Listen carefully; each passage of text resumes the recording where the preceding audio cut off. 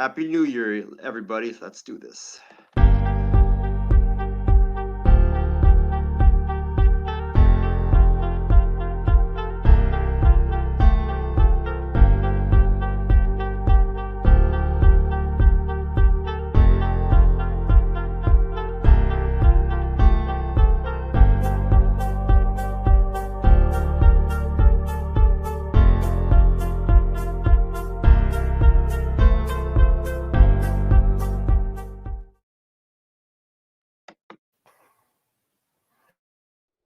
But I said, if you gave me Mahomes, if you gave me Lamar Jackson with his great legs and Mahomes' great arm, or you gave me Baker Mayfield, who would I want? I would want Baker Mayfield, and the reason why is because Baker Mayfield. I really think that now this is the worst case scenario for the San Francisco 49ers, is that they're going to have to cut ties with Jimmy Garoppolo if I were them. What? Oh my God! Wow, man! In any event, Kyle Gibson is definitely my NL Cy Young Award winner. Rock on, Gibby. And even No way! Oh my God!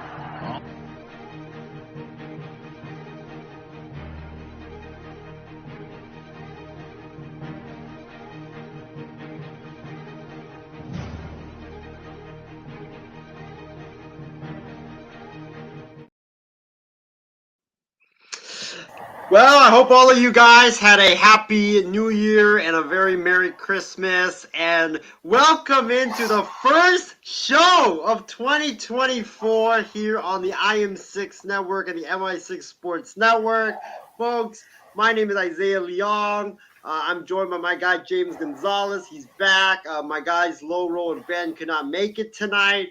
But you know what? We're going to open the year with a bang because we got a lot of stuff to talk about, both football, basketball, and also baseball as well. And also, we may talk some hockey because my Kraken won tonight. They dominated whoever they played. I forgot, but they dominated. And, yeah, I mean, it feels so great. What a great start to the year it's been, both football, basketball, and baseball. But, James, how are you doing on this fourth day of the new year, man? How's the new year treating you, and how was your Christmas? Man, the Christmas was good because the Raiders upset the Chiefs in Kansas City, so that was my Christmas gift, and that felt good. It's also good seeing the 49ers lose against to Baltimore that night. I had a good sleep after that night. So Christmas was good. But man, ever since last Friday, I've been under the weather, like really, really bad last weekend. And, I miss work. We feel for you, buddy. We feel for you. I missed my last days of work, and I'm kind of melancholy about that because I liked a lot of people there. And since I've been sick, I haven't been able to go to the new place yet because, I've been out, so I can't start orientation. So, everything's delayed right now. I'm barely talking, as you could tell. I haven't ate anything in a while, so I got noodles going. It's 11:15 out here in the Pacific time zone. I'll tell you what. 2024, I hope will be good to me. It's going to be a Kobe Mamba mentality. 24. Just go into it as inspired and as strong as you can. That's what I would tell people about 2024. Something you always wanted to do, go do it. If you can, if you're able, if you have the money for it or whatever. Go do that thing. Get up early in the morning and go do whatever you need to do. And then, I still can't believe that taking the intro about Mayfield, bro. I know he's had some success here with Tampa Bay, but he ain't Mahomes. He ain't Lamar Jackson. Those guys have won MVPs multiple times coming up. And Mayfield, he's bounced around 4 teams or whatever. So that was a shocking take, no doubt about it. Well, I don't want to throw my guy Taylor under the bus, but there was another take about Kyle Gibson winning Cy Young. I think this was That last was year. more legit, though. That was more legit. Yeah, Yeah.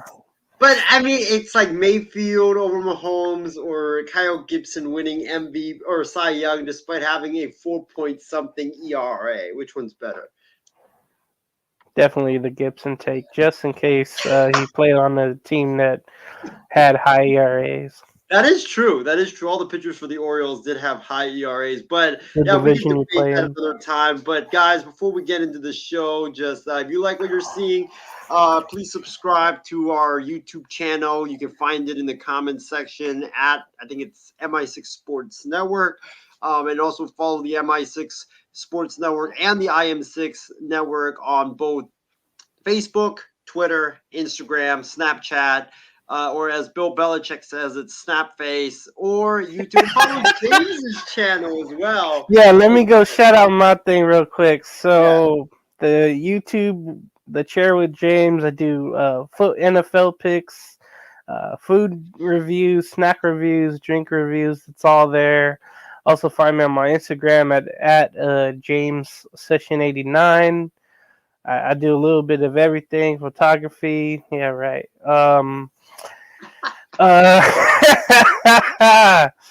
And also at Coast to Coast Network, Entertainment Network, you can find me there as a quality control person, and I'll be on a lot of the shows there. Also on Halos in the Infield. Man, it's gonna be weird without Shohei Ohtani, man. There's like nothing else to talk about basically since he's gone to the Dodgers now. What else have I done? Oh, shout out Skull Zone and shout out Todd Fox. Those are two guys I do shows with sometimes, and check out also on Halos in the Infield. Todd Fox. He also does true crime podcast, Grinding True Crime podcast. So for you true crime fans out there, check out Grinding True Crime podcast for all that. Well, James, to your point about the Angels, I mean, you could talk about Mickey Moniak being your face of your franchise coming up Okay. because I mean he's gonna be your star player. But yeah, check all that out that James mentioned right there, and you can follow James right there. His content right there. But guys, we got a jam-packed show for you guys. So let's get into it, man. And it starts. We're gonna start where James and I live, and that's in California, but more in Southern California with my team, my underachieving, very disappointing team.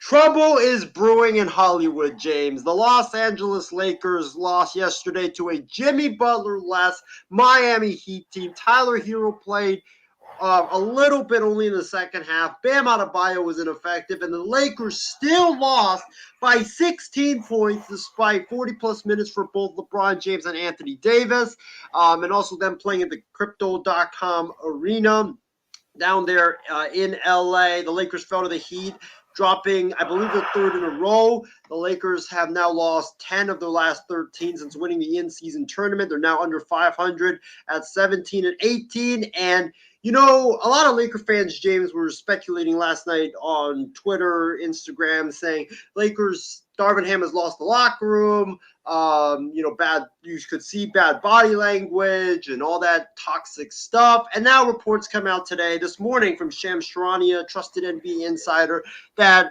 Darvin Ham, there's currently a growing disconnect between Darvin Ham and Lakers locker room stemming from disjointedness around rotations and adjustments per me and Jovan Buha, who does a great job at The Athletic. Basically, if you read the article, he says that Darvin Ham is reportedly losing the locker room in LA.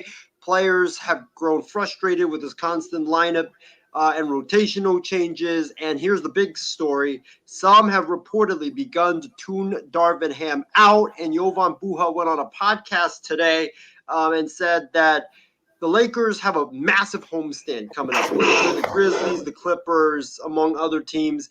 If they go under 500, there's a real possibility Darvin Ham could get the boot out of Los Angeles.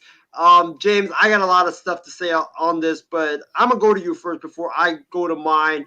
Mhm. The Lakers yesterday lost, and they lost badly to the Miami Heat, and I called it the worst loss of the season by the Lakers. Body language was terrible.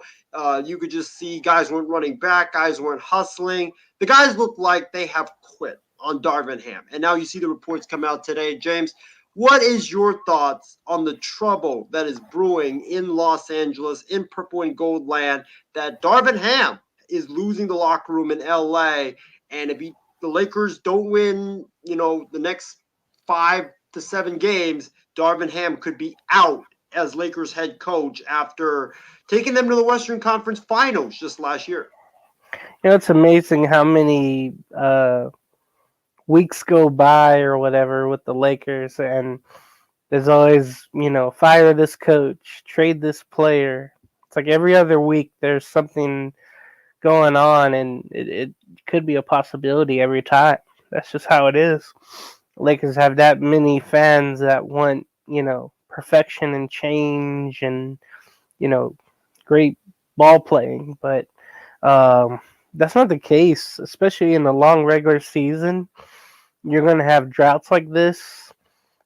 But, excuse me, the main thing is I'm trying to figure out if maybe it's a time where they've taken off after the in-season tournament where they felt like they accomplished something so they don't have to go as hard until the All-Star break. That's what I'm feeling is happening maybe right now. Knowing that the trade deadline's coming, maybe some players feel like, oh, well, I'm not going to be here, so I might as well not play as hard. I'm not getting the minutes I want. I know we were talking earlier about D'Angelo Russell. If he's not getting shots, if he's not a focal point in the offense, then, he's going to act out. He's going to want what he wants, or he's just going to sit there and pout or stand there in the corner and wait for the ball to come to him. You mentioned, too, where, they're not moving the ball around on defense and not getting back. That's always a trait, though, sometimes, I should say, with LeBron teams. They follow the leader in that case where we've seen LeBron make those great chase down blocks. But other times we've seen him not get down the court. I'm not saying this is going on right now, because Davis and LeBron, they're doing their part. They're averaging great point totals. They're doing great things. But it's the others around him. I think Austin Reeves not starting, I think that's a big problem. Like you mentioned, they've lost their last 10 out of 13 since winning that in-season tournament. Now it feels like that was a whole waste. They basically played tough for that time, just for that, meaningless trophy and banner. And now, oh yeah, we have the rest of the season we have to play. So it's funny how that goes. And then it's funny how fast, no matter who the coach is, how fast players will not respond to him. If they don't get what they want, or if they feel like they're not a cohesive unit, then they'll break away from Darvin Ham, and you're seeing that right now, unfortunately. So the one things that's mentioned here is that he has constant lineup changes in the starting lineup and the rotation changes. Whenever you have that happen, and it's not really of an injury problem, that's when it seems like you don't know what the hell you're doing. I mean, a lot of times. I remember, in baseball, you have a manager that keeps, moving people around in the lineup and not, keeping people where they should be. That could piss off a locker room. There's no doubt about it. So for me, I think the changes, what you would do here to kind of get them going is put your most energy-filled players out there. And not all, I mean, there's other guys you could bring off the bench and have that energy, right? But like we were talking earlier, okay, at center, I would go Jackson Hayes. He hasn't been really a factor to me. I haven't really seen him much. This guy, from New Orleans, he could bring energy right away. He can, come off from the weak side and block some shot that Anthony Davis is guarding. He can get alley-oops. He can get rebounds. He can run the floor. So whenever you're on a fast break, You can have Jackson Hayes there. Of course, you have AD at or at power forward. He's been fine. He's been okay. He's been doing his thing, so he's not a problem. Small forward, I would start Christian Wood. He's been really lost. I mean, when the Lakers got him in the offseason, I thought he was going to be a big key, either off the bench or even starting. I mean, you saw the time in Houston and in Dallas where he was a big contributor, especially in Houston. So I really thought he was going to excel, just being a scorer, but we haven't seen that. And he comes in garbage time. So then you put LeBron at shooting guard, but you also have him, bringing the ball up with Austin Reeves starting him at point guard. And then you have two guys that can bring up the ball, any of them. And you mentioned earlier they have a great pick and roll game, LeBron and Austin Reeves. So if you have those two going, and you can run the point guard or run the pick and roll with anybody in that lineup when you think about it, you can have Christian Wood, just kick out, wait for the three ball. If the other options aren't there off the pick and roll, give it to Wood, who's really good from 3-point land. You have Jackson Hayes, you could throw up to alley-oop. Same thing for Anthony Davis. Or Davis can swing back and shoot a three. You can have all this mix and good match here for the Lakers if you have that starting lineup. Now off the bench, hey, if D'Angelo Russell don't want to be off the bench and he doesn't want to do basically what Russell Westbrook did for the Clippers, gave himself up for Harden for the starting lineup. You see with Westbrook, he's been amazing coming off the bench. I mean, he was great as a starter too, but he put the unselfish role with him, and he's taken that and ran with it with the Clippers. That's been great to see for me. But D'Angelo Russell probably needs to do that, where he can anchor the bench, but he's going to feel like he's a starter. But you can put Russell on the bench there and have him, Vanderbilt, Prince, who am I missing? Cam Reddish, who was good at some point and then he started to fall off. Hachimura, if he's ever healthy.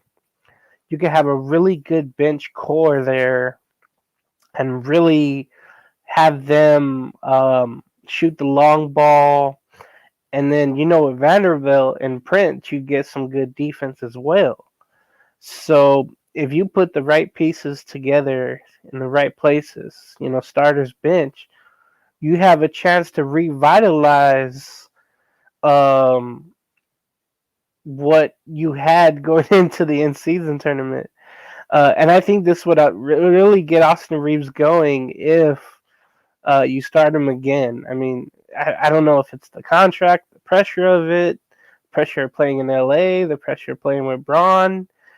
And you sent that picture earlier where Reeves is barely listening to what Darvin Ham is pointing toward him, and he has his arm around him, but you could just tell Reeves is kind of like tuning him out or just saying, "Hey, that's not gonna work. We should be running this thing. We should be doing this." I think Reeves and the Lakers, the best part of what they did last year. And remember, I saw him at Oklahoma. I was like, man, this dude has vision. He can score. He plays defense. He's tremendous. You have to ride him. You have to start him and make him make some plays. And I think he'd be awesome as a starting point guard for the Lakers. I think he would revitalize the starting lineup and also, the rest of the game. So those changes I would do, but I would stick with it. And then, the deadline comes and then, GM LeBron can do whatever. But to me, I'll end it at this, and it's something I brought up to. Right there, that's the picture that that's James that was talking picture, about. yeah. The one with Reeves and Ham. It's like, really, we're gonna run that? Like, you see him in the corner, Austin? Yeah, I see him. Yeah, you got to go over there and then start the play. It's like, no. What's great about Austin Reeves is like that dude goes east and west so well, and he has vision to see everybody else. So I would never. And the problem too, I've seen it for a couple of years when Austin Reeves would be just stuck in the corner waiting for a three ball. Like that's not where you should have him standing. That's not his game. You gotta have him facilitating everything. That's what I would love to see if you're a Laker fan. And then one thing, and I know there's tension here with Ham and everybody else, but for me, if you fired Ham, what I would love to see, and I hope people can comment on this, whoever is watching, I want to see LeBron as player coach. I don't know if the CBA allows it, but I would love to see it because you always see him guiding players along, pointing to wherever they should be or what they should be doing. I think it'd be amazing for him to, and he's playing he's still playing great basketball. He's still averaging so many points a game, even at an old age. I think it'd be awesome for him to do what like Bill Russell did and Lenny Wilkins did at their age. I think it'd be great if LeBron was a player coach. I know it sounds far fetched, but he tells Rob Pelinka who to get, so he's the GM. He tells everybody how to play and where to play. So he should just be coached. That's what I think. But I'll leave it to you, Isaiah, about as a Laker fan, do you think any of my ideas would work? Well, first of all, my thoughts on this topic is that I'm not surprised, honestly, James. I mean, I think I sent a video to our group chat yesterday with you, me, Ben, Loro, and other people in it that, basically saying the stuff that Shams Charania was reporting before he actually reported it. I mean, I said that after the Lakers lost to the Heat, that was the worst loss of the season. It was a disgraceful loss. I mean, you basically had a team without Butler. Hero didn't play for majority of the second half. Bam Adebayo was ineffective, and somehow, some way, you lose. And not only lose, but you lose by 16 points. And you could just see guys' body language. Guys were sagging, and guys weren't hustling. You could just tell it was bad. And I think what was telling was post game, LeBron James normally speaks to the media, right? We all know that. He speaks to the media. He speaks his mind. LeBron James exited without speaking to the media. Wow. When the media entered the locker room, like I think right when the players are finishing showering and all that stuff, the media can enter the locker room. LeBron James was gone. He was already gone. So I guess he entered the locker room, took a quick shower, and just took his stuff and left. And when that happened, that's why I was not surprised this report came out, because you knew when that happened, something was going to go down either today or the next day, and it went down today. So I'm not surprised that this is going on. Laker fans have been saying this stuff was going on. Now everybody knows that it's actually going on. Players have been indirectly saying to the media their frustrations about Darvin Ham, like, oh, we don't know our role. We can't figure out what our role is. Austin Reeves said something the other day, I try to adapt to whatever role coach throws at me, whether it's starting, whether it's going to the bench. You could tell they're all just frustrated. And then Anthony Davis said something, James, that was very telling. He said that we need to go back to playing basketball and having fun doing it. And you could just tell right now they're not having fun. They're not enjoying it. They're not joyful. And James, this really reminds me of what happened to you and mine baseball team a couple of years ago. It reminds me of the Joe Girardi Philly situation, and it reminds me of the Joe Madden Angels situation, and also reminds me about the Chargers Brandon Staley situation, where you had the coach there, but you could tell players didn't want to play for him. Guys were tuning him out, and right now it looks like it's it's like that with Darvin Ham. It looks like guys are tuning him out. Guys are not listening. Darvin Ham looks lost. He looks like he's in over his head. I think it's a matter of time until they get rid of Darvin Ham. I think that they have to make a move, right? Because LeBron is people don't remember this. LeBron is a free agent after this season. So if you pull the plug on Darvin too late, you risk not getting into the playoffs, not competing for a championship, not even getting into the play-in. LeBron's going to walk if that's the case. So the Lakers are definitely going to have to do something, especially after the report came out and after what you saw last night. I mean, what you saw last night was not your typical loss. It was a bunch of issues that just blew up last night. And James, look at the Lakers schedule. I don't know if I have it pulled up right here, but right here. No, this is the first one right here. So this is the Lakers' next 10 games. They play the Memphis Grizzlies tomorrow night. In LA. Then they play your Clippers, which they could easily lose those two games because their offense sucks. Their defense right now can't guard anybody. The Raptors are not a joke, so they still that's a game on Tuesday, which I'm scared of. LA has played Phoenix tough this season, but again, LA's going through a lot of turmoil right now. I wouldn't rule out Phoenix winning that one. The Jazz, I think the Lakers could win it, but that's also tough because you're playing in altitude in Utah. So that's another tough game. And then you look at the rest of the schedule. Mavericks, Luke and Kyrie are balling. Nets struggling. So the Lakers probably could win that one. Blazers, that's probably an easy one. And then the Clippers and the Bulls, and LaVine's going to be back for that game. So if you look at it in these 10 games, right, I could see the Lakers losing 7 out of their next 10 and getting Darvin Ham fired. Like the Lakers just right now, they're just not a good team. They don't have any chemistry, no rhythm. Guys are in and out of the lineup. Darvin Ham needs to just stick to something and just let it play it out. I mean, every game he's tinkering with a lineup. Russell or Reeves benched. Then the next day starting, then bench. It's like you can't have success in the NBA that way. And I think that the next 10 games, Darvin Ham is coaching for his future. And I really think that, James, that if not just the 10 games, but, and I think I told you this tonight when we were talking over the phone about this. If the Lakers get blown out by the Clippers at Crypto on Sunday night, I think Darvin Ham could get fired. I really do. Because then you're going to be looking at, if you lose to Memphis, which you could, then the Clippers, you get blown out.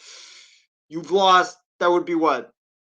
15 out of your last, that would have been like 15 out of your last 18 games. Like you have to make a decision at this point. If Darvin Ham is really done in LA, you have to make a decision quickly because you don't want the team spiraling out of control to the point where, by the time you finally decide to pull the plug, it's too late. And the Lakers are in deep hell and they just can't climb out of whatever position they're in. So Darvin Ham, these next 2 games are just absolutely important for him. It's going to be very important to see how the team looks, what kind of energy they play with. If they play with poor energy and poor body language in the next 2 games, Darvin Ham will get the boot if the Lakers get absolutely demolished by the Clippers on Sunday. So we could be seeing a coaching change in LA fairly soon. And James, I think to your point, you talked about the Lakers should,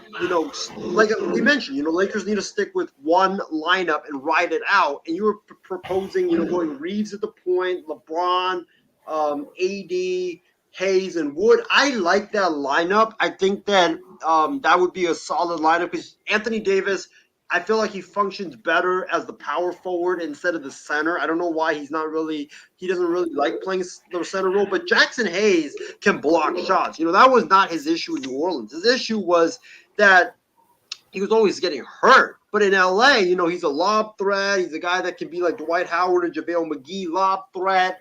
Block shots, while Anthony Davis also in the middle. So you have the twin towers. And then Reeves at the point guard is what I've been asking for a long time because Reeves with the offense, like you said, ball moves better. Players are moving. Like the offense just flows so much better with Austin Reeves running the offense instead of D'Angelo Russell or LeBron James. And I think that's a really good idea. However, I would take out Wood because I think that the problem with Wood is defensively he's not good. And I would like Wood off the bench because him and Russell, that pick and roll, I feel like would be better off the bench. And I would, instead of Wood, Prince. no, I wouldn't add Prince because Prince has been getting whooped on defense recently. I would add Cam Reddish because Cam Reddish Yeah. shooting the ball decently this season, and also when his three ball is not going down, he gives you energy. He gives you so, and also his defense, he's clamping down people. So I would go with Reeves, LeBron, Reddish, and then you have Hayes and Davis as your starting lineup with Wood and Russell coming off the bench. But that's what I would go with. And as far as your point about Russell, James, I think D'Angelo Russell has quit on the Lakers. Like, I think that guy's not bought in. My guy, Big Baby Jonathan, he was doing a Lakers podcast tonight. And he made a point saying he doesn't think D'Angelo Russell is a guy that really wants to win a championship. He thinks that he's just, wants to be in LA because of all the glitz, the glamour, Hollywood, and the big time attention you get when you are a Laker. And I kind of agree with him because you kind of just tell he's not really that committed. Like he doesn't work on he's been in the NBA how many years? 8 years, right? I think, is it 8 years? Yeah, 2015, I want to say. Yeah, so he's been in the league 8 years, and he's having the same issues that he came into the league with. Like, defense sucks. Offense doesn't facilitate that well. All about scoring. Like, that was D'Angelo Russell as a rookie. And now that's D'Angelo Russell as a guy who's in his 8th year in the NBA. Like, he's just not working on his craft. And you could just see it. And, the issue that I have, James, is that besides the inconsistency, dude, you had a bad stretch where you went into a funk, and then all of a sudden, a little calf injury pops up, and now you're out the next 2 weeks. Like, really, did you really have a calf injury, or did you just not want to play for Darvin Ham? Like, I really think that that's kind of the issues that have come up is that, the Lakers just have quit on Darvin Ham. Like, you could just see body language is piss poor. Nobody's hustling. Guys are sitting out. I mean, Rui Hachimura played 2 nights ago, and then all of a sudden he's got a little groin injury now, and he's out for a week. Like, is he really hurt? Like, I don't even think he's really hurt. I just think that these guys have quit on Darvin Ham, and it really reminds me of, sadly, James, a Philly situation and an Angel situation. Like, it just reminds me of Joe Madden and Joe Girardi. Guys get tuned out, or the coaches get tuned out. It's just a matter of time until they're done. Yeah, no doubt about that. Did you want to move on to the NFL topic? Yeah, but before we get into that, we do have some comments that I wanted to get into. Edward Lee says, first year of 2024. I think he meant first show of 2024. He also asked, when did the Lakers' loss happen? Yesterday. They fell to the Heat by 16 without Butler. Bam, ineffective. Tyler Hero for majority of the game second half didn't play.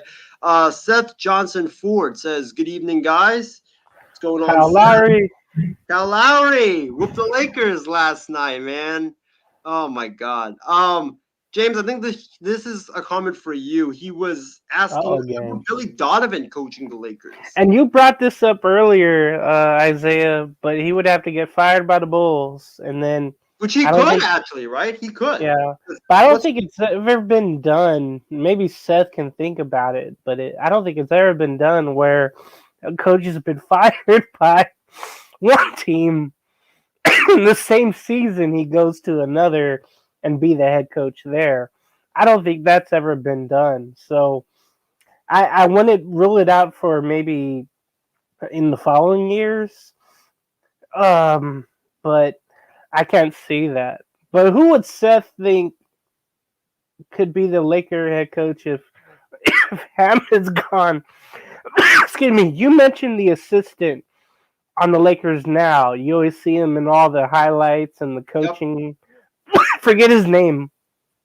Phil Handy. That could that could be the guy. But let me know, Seth, what you think as we have anything else about that, Isaiah. Comments. No, wise. I mean, I'm just gonna comment on Seth's comment before I turn it to you, James, for the rest of the show. Billy Donovan's interesting. He has coached stars. I mean, he coached Durant and Westbrook. And remember, they went to the Western Conference Finals in his first year before they lost to Golden State, and they blew that. Was it a 3-2 lead, or was it? They blew some type of lead in Durant's final year in Golden State, or in OKC before they lost to Golden State. Oh, it was 3-1, so they blew a 3-1 lead. I mean, Donovan has had experience coaching stars, so I could see it. And also, James, this is interesting. What if Zach LaVine is a Laker? Zach LaVine, Billy Donovan reunion in LA, that could work, I guess. But I mean, Seth, I think that if you're making an in-season move, right? Like James mentioned, I don't think we have ever had a coach get fired mid-season by their team and then automatically jumped the next couple games later to another squad. I don't think that's ever happened. So that would definitely be a first. But some candidates I would look at if I'm the Lakers is Phil Handy, maybe as an interim. But for me, I don't want an interim like leading your team through a crucial stretch as you try to make a playoff run. I want like an experienced coach. So I would personally look at, and James, you might laugh at me, Juwan Howard, because he's coached LeBron. Rob Pelinka loves him, played with him. He gives you emotion. Darvin Ham, literally, this is what he does. He's always putting his hands in his pockets, and he just does blank stares. Yep. He just, I mean, we both see him every time we watch a Laker game. He's always hands in the pockets, and he just gives you blank stares. I mean, I swear, I want to go to a Laker game, crash the sideline and just wave at him like, Darvin, wake up! Like, are you awake? The Lakers need a coach, I feel like, with emotion. I feel like that's why I would take Juwan Howard, because he would give you emotion. He would fire up guys and be able to motivate guys. And Doc Rivers is another one, experienced camp coach, finals experience. And two more. Mark Jackson, James, and Phil Jackson. I know him and LeBron have issues. I know they have issues. But, hey, he's a 5-time champion. So, I mean, he's an 11-time champion. 5-time with the Lakers. I can definitely see it. But, James, before you go into your candidates, Mile High, shout out. Congratulations on the comeback. Crazy. Oh, my God. What a comeback tonight. They were down, I think, 18 or 16 with like 5 or 6 minutes to go. And I was watching the game, doing a show. And then they get the turnover. It was a horrible pass, I think, by Chris Paul, I want to say. He tried to go from Curry. He was trying to go from corner to corner across court, just a bad pass. And then, man, Jokic, I don't care if it was a lucky shot or whatever. He hit that square in the middle of the backboard for that shot to go in. I mean, that shot, that was unbelievable. And that's the reason I love Jokic. And I love what the Nuggets have done. I mean, man, every time they're on national TV, I make sure to watch now. Yeah, definitely. What a great game that was. But James, you were mentioning you were going to comment about some of the candidates. Oh no. About Darvin Ham. Does it ever seem to you like he goes after the officials and he gets technicals, or am I tripping? No, and that's actually, he's the opposite. He never goes at them. It's always LeBron that goes after him. Anthony Davis goes after him. But Darvin Ham is just like, Oh, okay, you're right. Like, he doesn't show any emotion. That's for me is what I have an issue with. Is like, you don't go after the refs, okay? You don't really, like, his post-game speeches are just so like tame. It's always like, I've seen a couple of them where it's like, hey guys, great win. Great win. But our end goal is not winning this game. It's like, dude, can you show more emotion and passion? Like, I don't even see him really showing a lot of emotion on the sidelines. Like, James, I don't know No. if you've ever seen him That's like why I was really asking. yell I at haven't. refs or No. yeah. Seth, George Karl is just busy on Twitter. He's getting older. I think he would lose touch with the new style of basketball. He was a coach for a long time. He played in the ABA, and I don't see the game going back to any of that. So I would say no. And then, so Isaiah on Saturday. Remember they were in Minnesota. And remember that 3 went up, but they called it a 2. I didn't see Darvin Ham really express any frustration. LeBron did. Everybody started to point at the screen when they noticed that Foot was like, I still can't tell if it was a 3 or a 2, but I guess when you're hovering over it or something, I don't know what, but that was one time I couldn't tell if it was the foot was on the line or not. What did you think about that call? Did you think it was a 3 or a 2? Did you think his foot was on the line or no? At first, I thought it was a 2 because when I was watching the Lakers broadcast and they kind of showed it, you could see the foot was on the line. But then when I looked at the national, there was like a zoomed in view. You could see that there was a space between the line and LeBron's foot. So Right. it was very hard to tell, definitely. But I mean, what the problem I have with the replay is they literally zoomed in and it showed on the Woods broadcast when they showed LeBron yelling at the officials that it showed the picture of it being zoomed in. You see the line, then you see LeBron's foot, and there's a little space that you could see very clearly. Even like a 5-year-old little boy could have seen that. So I thought it was definitely a missed call for sure. And Jeff Van Gundy, he got fired or let go at ESPN, which was horrible. I don't think he ever wants to get back into coaching just like his brother. I think they're comfortable with, whatever they're going to do. I don't see him ever getting back into coaching. I really don't. Yeah, Seth. I mean, I feel like he mentioned George Karl and Jeff Van Gundy.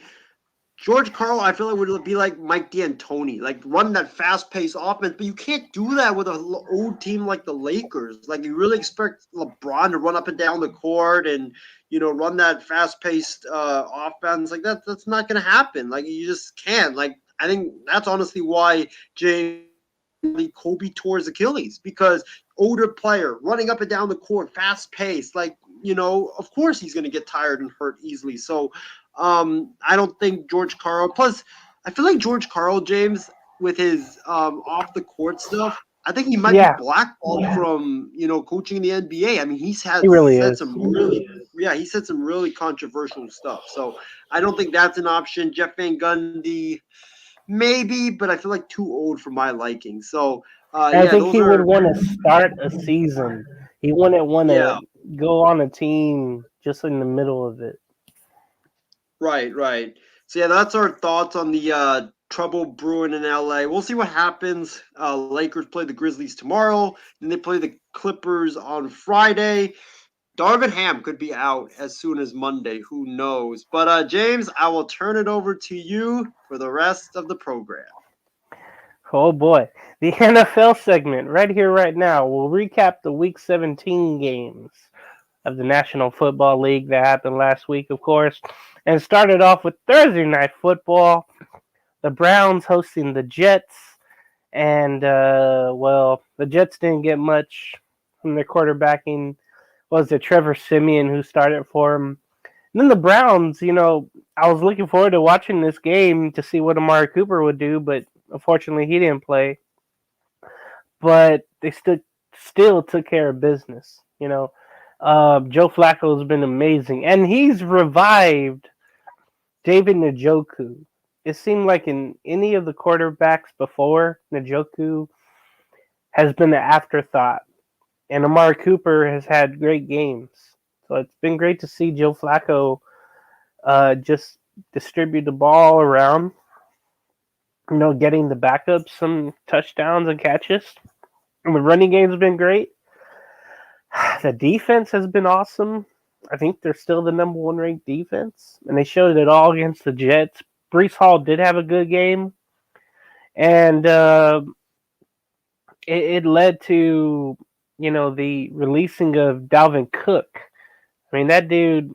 When I saw that he was going to the Jets, I said that's going to be a great, great move, and they never used him. So I was really angry about that. And I'm not even a Jets fan, but I thought, man, Dalvin Cook. That's going to be a great move, but he wasn't used. Anyway, the Browns beat the Jets 37-20 on the last Thursday night football game. Isaiah, you got anything on that one?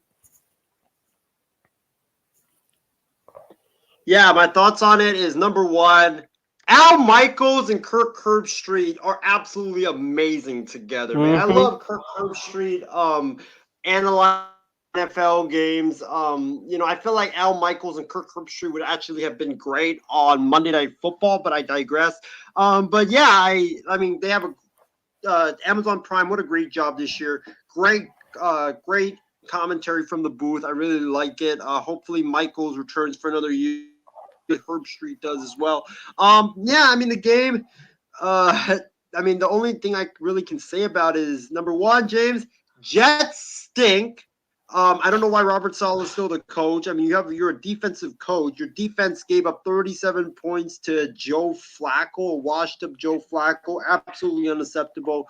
And then the Browns, without Flacco, without Nick Chubb and Watson, I really think the Browns with Flacco and the system that they have, it's a really good system. It's a killer offense, and they're going to be a tough out in the playoffs for sure. And credits Kevin Stefanski. I mean, once Chubb went down, I thought the Browns were going to quit. Their season was going to be over, but I mean, they fought, and Kevin Stefanski, everybody, including myself, was kind of doubting him, saying like, oh, he's probably going to be on the hot seat. He was just a one-year wonder, but I mean, he's definitely turned it around for sure. And yeah, he's definitely, he's the guy in Cleveland moving forward. Really like him.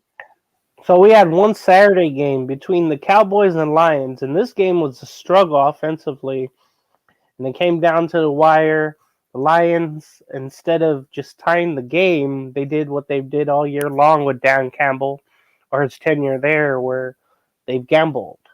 And unfortunately, they come up a point short, 20-19. This game was mired by a controversial ending there on the 2-point conversion, the first attempt, where either the referee did not hear the right number or the right number was not reported to be eligible. On the Spanish feed, I heard 70, and it was thrown to 68. So you could say the Lions were at fault, maybe, but I know a lot of people are blaming that referee, Brad Allen, and his crew, which have had, 2 other mishaps this year. So the Cowboys do get the win, but it feels a little dirty. But excuse me, the Lions, they lose the game, but they don't lose their division. They still get their division. The Cowboys are a step away from winning their division with this win. It really helped them out. It was a game that I felt like both defenses did their job until a certain point. So yeah, let's talk about that, Isaiah. So what do you think about the big call that was, and then the big gamble, and then the penalty that happened? My reaction is, this is why we need the NFL, the XFL, and have both coaches and refs mic'd up for the entire game, because then we could know who's telling the truth. Because you could tell on video after the flag was thrown and the call was made, Dan Campbell kept telling the ref, I told you. So did he really tell him it was Decker who was eligible and it wasn't 70? Like, did he really tell him? Like, that's why we need these refs and coaches to be mic'd up. Then we can know who's telling the truth. Like, I don't know. Like you mentioned on the Spanish broadcast, it was 70, but Dan Campbell said it was 68. And you did see on ESPN that Jared Goff was pointing for Decker to go and talk to the ref. So I wonder if, I'm guessing Decker must have said he was eligible, but I think the ref might have gotten confused because Campbell said Decker, but someone else said 70. Like, I don't know. It was just like a really weird situation. I don't like the play call that the Lions had on the after the penalty. Like the other 2-point conversion attempt. I didn't like that play call. It was just very, very confusing. Like that game. Good win by the Cowboys. Thank you, Dallas. I never say thank you, Dallas, at all because I'm a Niners fan. I hate the Cowboys, but they helped my Niners out to clinch the NFC number 1 seed, so that was great. But yeah, I don't know. It was just kind of like a weird situation. And, that's where I feel like we need coaches and refs mic'd up. Then we can know who's telling the truth. Right now, just he said this, he said that, he said that. Like, we don't really know. Yeah. Also, in that game, the Cowboys gave the ball back to the Lions late when they threw for it 3 times down the field when all they could have done was run the ball, run the clock out basically, and try to get a first down. Instead, the Cowboys threw for it 2 or 3 times way down the field. I mean, it was so puzzling. I mean, we wouldn't even had that situation with the Lions if the Cowboys just ran the ball. And that was amazing to me, the way that the strategy was. The Cowboys did their best to give that up. They probably should have, but they did not. All right, so let's get to the Sunday action. We had divisional games here. The first one, though, was Houston over Tennessee. And C.J. Stroud was back, and he was awesome. It was really great to see.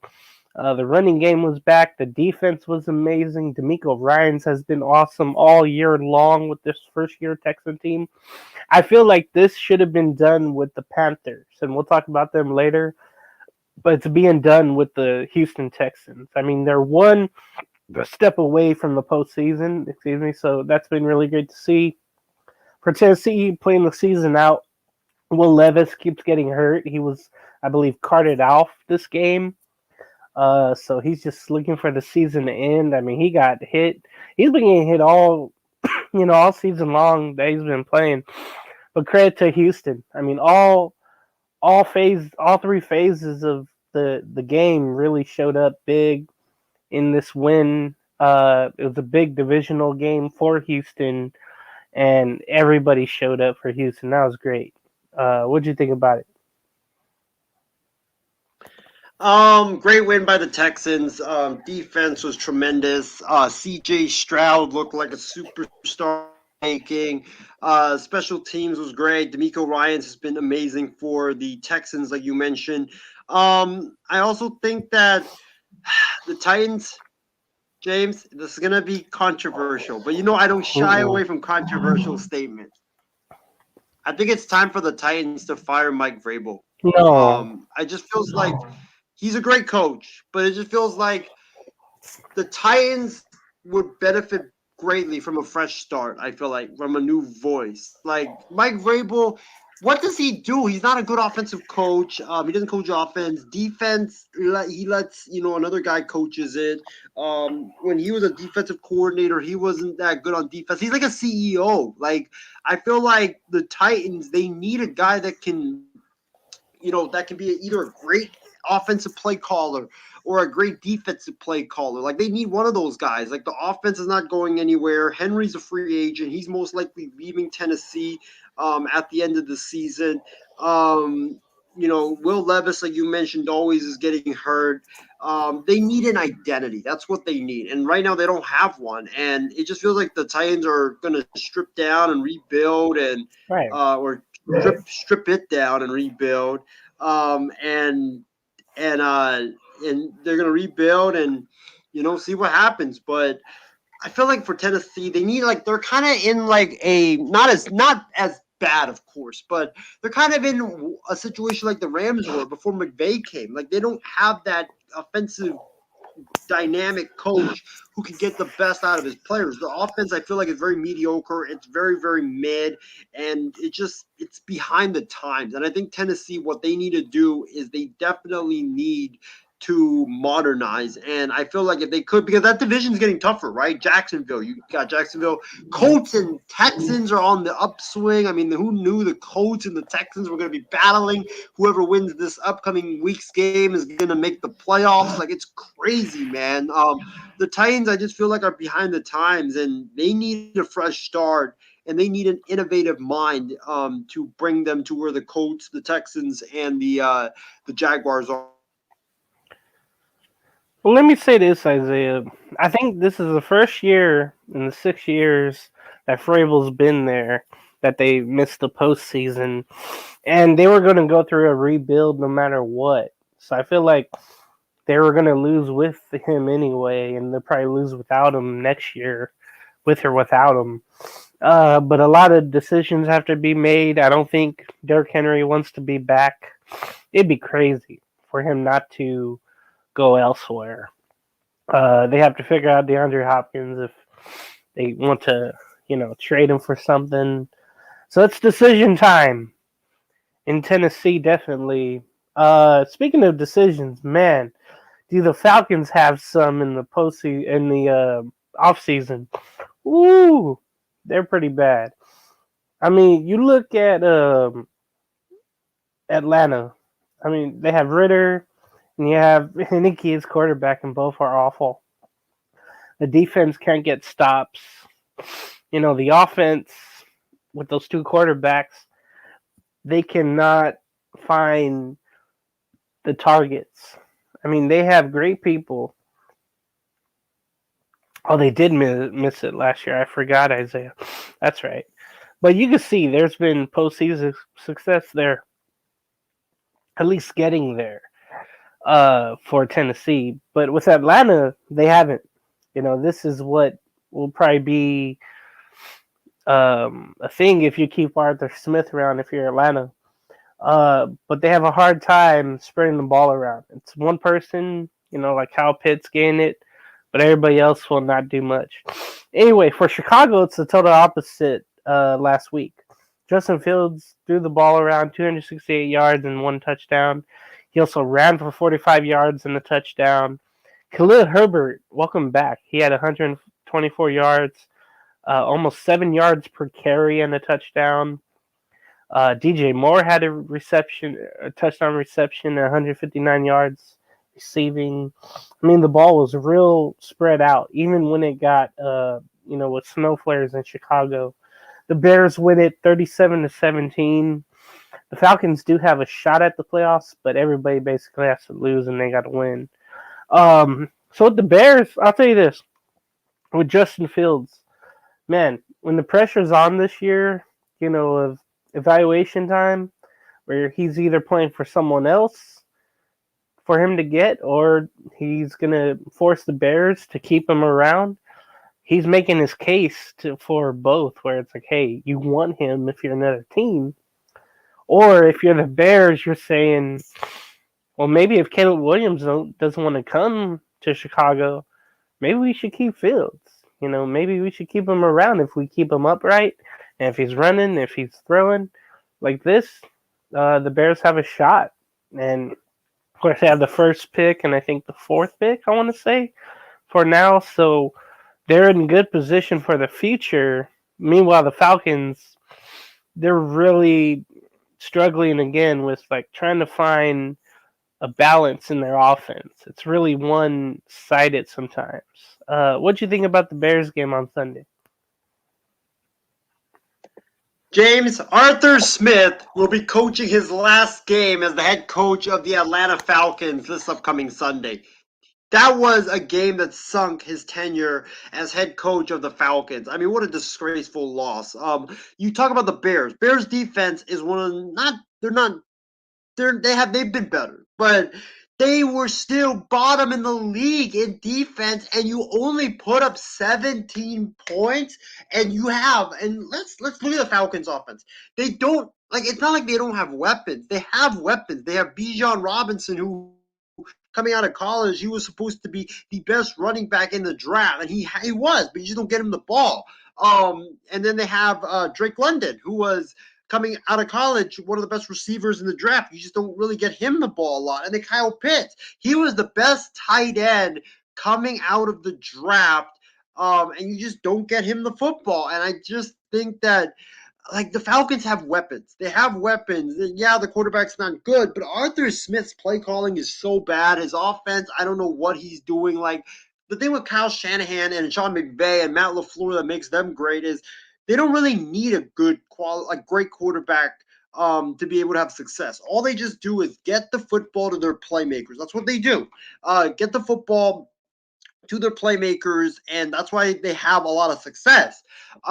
With Smith, I don't know what he's doing. I mean, why aren't you using Bijan Robinson? Why aren't you really targeting Drake London more? Why are you using Kyle Pitts as a blocker? It makes no sense when the guy was a machine in college as a wide receiver. So it really just doesn't make any sense. For them to only put up 17 points against the Bears defense that is bottom in the league is just not it's just terrible. And I think that the Falcons, they need a new coach that can get the best out of their new quarterback, whomever it is. And, you know, the Falcons defense, I mean, good Lord. I mean, you give up 37 points to a Bears team that was struggling all season long, that Justin Fields was looking like trash.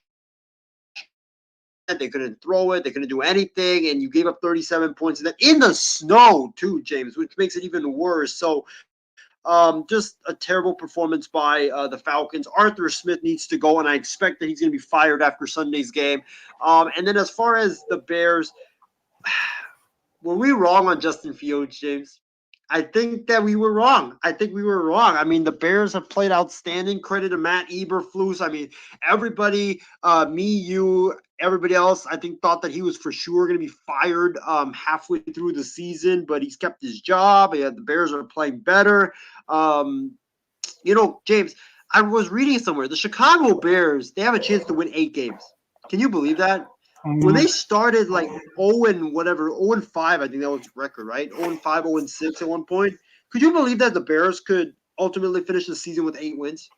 I mean, it's just amazing the job that Eberflus has done. Credit to his staff. I still think they need to figure out a quarterback. Are you drafting Caleb Williams? If you are, then draft him. And then, like you mentioned, they have the 4th pick. Go get Marvin Harrison Jr. at that point, because it looks like New England's going to have the number 2, and it's Washington and the Bears. New England's going to draft a quarterback. So they're going to probably get Drake May. And then as far as like Washington is concerned, they probably will draft the quarterback too. So Marvin Harrison Jr. is going to be available at number 4. So imagine you have Caleb Williams throwing it to Marvin Harrison Jr. with DJ Moore. I mean, oh my God, like that offense is going to take a massive jump next season. All right, so Miami and Baltimore played, and it was respectable at the half and then the third, but later on, Baltimore went on to win 56-19.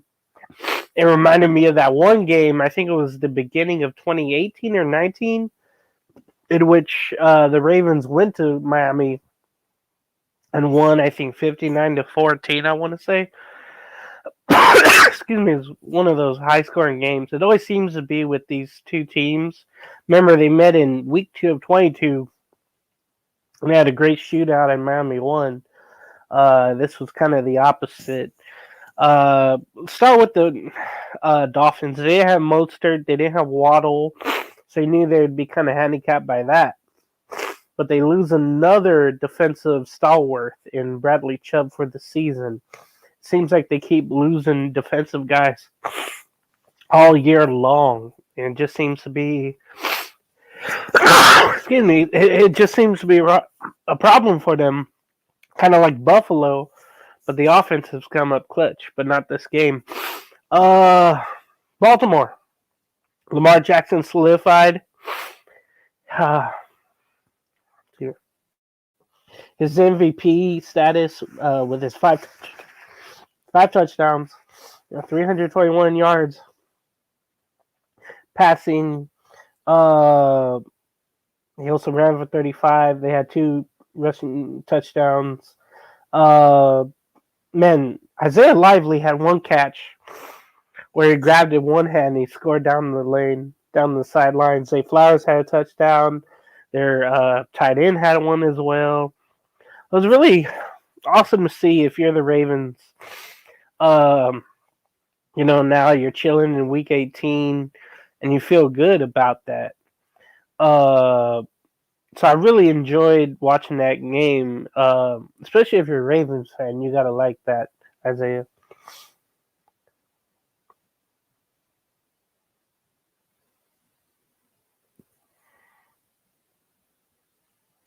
Sorry, I was muted for a sec. But yeah, I think that this game showed why the Ravens are the best team in the AFC. Their offense is dynamic. Lamar throwing, running, just tremendous. And also, James, this game showed that the Dolphins are not ready for prime time. They're not ready. Yeah. When the Dolphins have played good teams, they've struggled this season and they haven't looked good. The defense, we know the offense can score, but the defense, my goodness. You gave 56 to Baltimore. You made Baltimore look like the greatest show on turf, and they're not really that good offensively. They're gonna get killed by the Chiefs. They would get killed by, the Philadelphia, not the maybe the Eagles, because the Eagles are actually good on offense. The Cowboys and they gave up a lot of points to them, and if they played the Niners, they would give up a lot of points. It's just that the Dolphins' defense is a big concern going into the playoffs. Like Vic Fangio was supposed to fix that defense, and I know year one, Vic Fangio's defense always takes some time, but that defense is a big concern, and I would not be shocked, James, if they lose to the Bills this weekend, because that Bills team, high-octane offense, defense has gotten a lot better. I could see it, Buffalo beating Miami this weekend, and if that happens, Miami's going to face KC in round 1, Tyreek Hill versus his former team in the wild card, back at Arrowhead. That would be a great game for sure. Both great offenses going at it, but Miami showed they're not ready for prime time. So NFC South matchup was the Saints and Bucks, and unfortunately Baker Mayfield didn't show up. I don't know if it was the pressure or whatnot, but the Saints got defensive stops. They also scored offensively. That was really good to see for them. They keep their playoff chances alive there. That was a real shocker. I thought Tampa Bay was gonna pull through and win the South and move on. That was really shocking to me, Isaiah.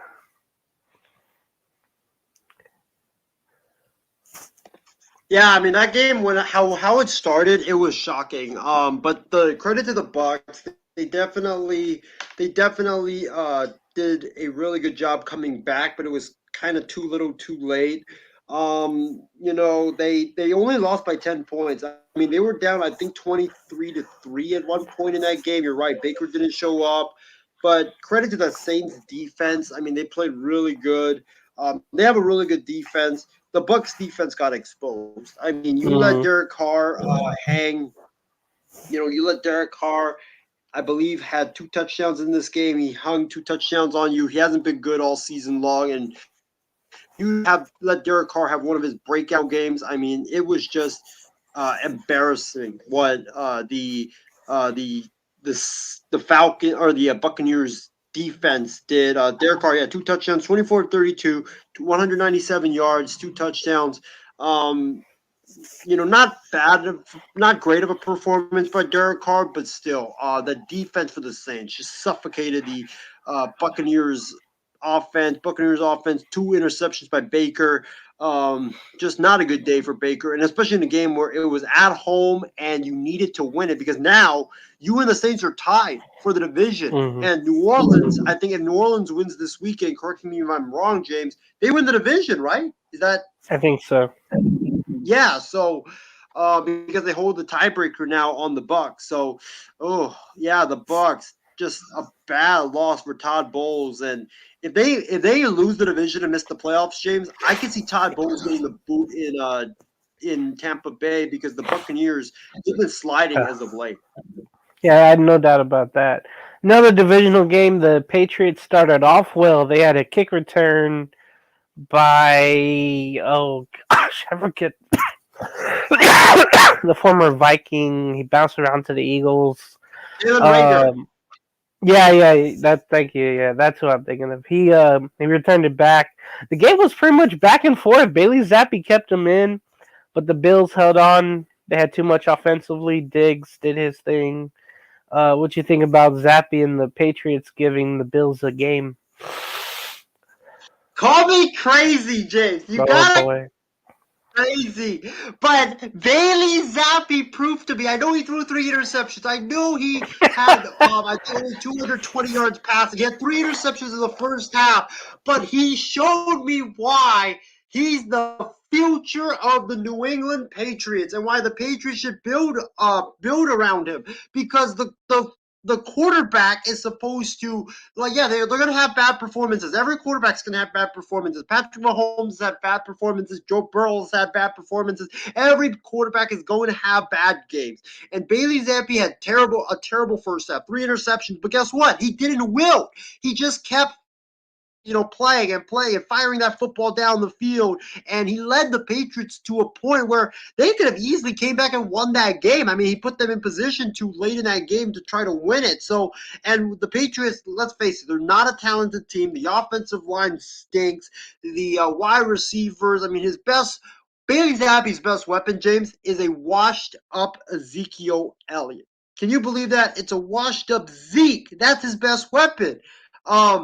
Juju was out. I mean, Tyquan Thornton was out for this game. I mean, there's a lot of guys that you're just like, who are these guys? Like, we don't even know who these guys are. And for you to go toe-to-toe with the Bills and almost win the game, I mean, I feel like it was very, very impressive despite the way they started. I think that, this was more bad Bills than it was an indictment on the Patriots. I mean, the Bills, Josh Allen, dude, that guy looked like a different quarterback than he was the last couple of weeks when he was playing great. I mean, he was getting sacked a lot. He was throwing interceptions. He was making awful reads and making terrible throws that nearly got picked.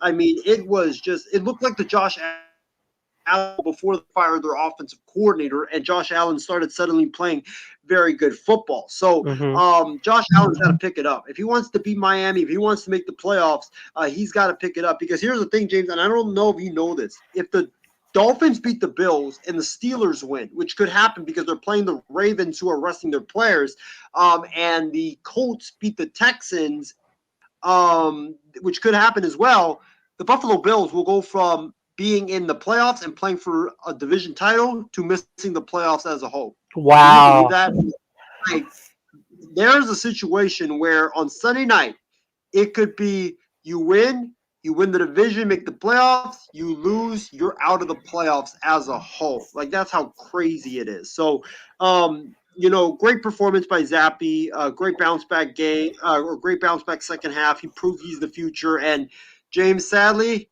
and I don't know why a lot of people are not talking about this more, I think that Bill Belichick, I think we are witnessing his last week as the head coach of the Patriots, because I think they're going to make sweeping changes in New England. And I think that Belichick, it just seems like both sides are, they both want to, a change of scenery, a fresh start. So I think witnessing an end of what was a really great for the New England Patriots. And I can't wait to see what Ben says tomorrow night or tonight, when we do Kicking It with Cruz. But Patriots, Bill Belichick, he's going to be done as the head coach of the Patriots. And I'd be, interested to see where he goes next. Maybe the Raiders, maybe the Chargers, one of those, like any of these teams that have openings. But it's a sad ending for Belichick, and hopefully the Patriots can get an innovative offensive coach, not promote from the Belichick. I've heard, James, Josh McDaniels, Brian Flores are potential candidates for the Patriots job, and I'm just like, no. Get an innovative offensive coach that can, build up Bailey Zappi, get his weapons built up, and I think Zappi could show some greatness inside of him. Okay, so let's go to the Battle of the Birds in the NFC. We had the Cardinals take on the Eagles, and everybody thought, man, the Eagles are going to play better. They're going to play well. They're going to take on the Cardinals, but not lay an egg. And guess what? The Eagles laid an egg. Their record is 11-5, but it feels like they're 5-11. I mean, they've had a letdown defensively. Reddick is taking on receivers as a linebacker. Bradbury's getting beat. There's just not a lot going on well right now. And the main part of this game, excuse me, they lost the time of the possession battle. The Cardinals almost had it 40 minutes, and the Eagles had it 20. They let James Conner, who's kind of been missing this year, he was out on the IR. He had one touchdown. Murray had 3 touchdowns passing and just 1 pick there. So they had a great game. Philadelphia had Jalen Hurts throw only 467 yards. He did throw 3 touchdowns, but 1 pick. Philadelphia did have a pick 6 early in the game, and you thought, man, the game was over. I mean, I think it was 21-0. I want to say at one point. No. It was 21-6, right? 21-6, yeah, 21-6. And then Arizona took the third quarter and fourth quarters to win it. AJ Brown, stormed off. He didn't really say anything to anyone. He only had 4 receptions for 53 yards. Goddard had a touchdown, and Julio Jones had 2 receiving touchdowns. I mean, they're not even going after, Devontae Smith at all and Brown. They've lost their way offensively, and it feels like Philadelphia, with this loss, it feels like they're going to limp into the postseason with the wild card probably, and they're going to get ousted in the first round. I think they would go to the NFC South winner, I think, if things started today. But what did you think about that upset victory by the Cardinals in Philadelphia? James, I hate my Wi-Fi so damn much because I wish I could turn on my camera because I would do the security guard what he did to Michael Jordan, that the hand, to the side, and be like, I told you.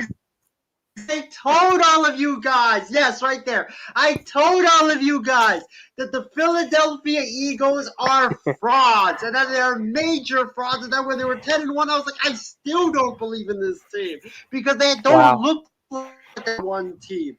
They look like they got so lucky. I mean, they should have lost to the Chiefs. They should have lost to the Bills because the Bills kept shooting themselves in the foot. They should have lost to the Cowboys in the first meeting. Like the Philadelphia Eagles at that point of the season, instead of 10-1, the Philadelphia Eagles should have been 7-4.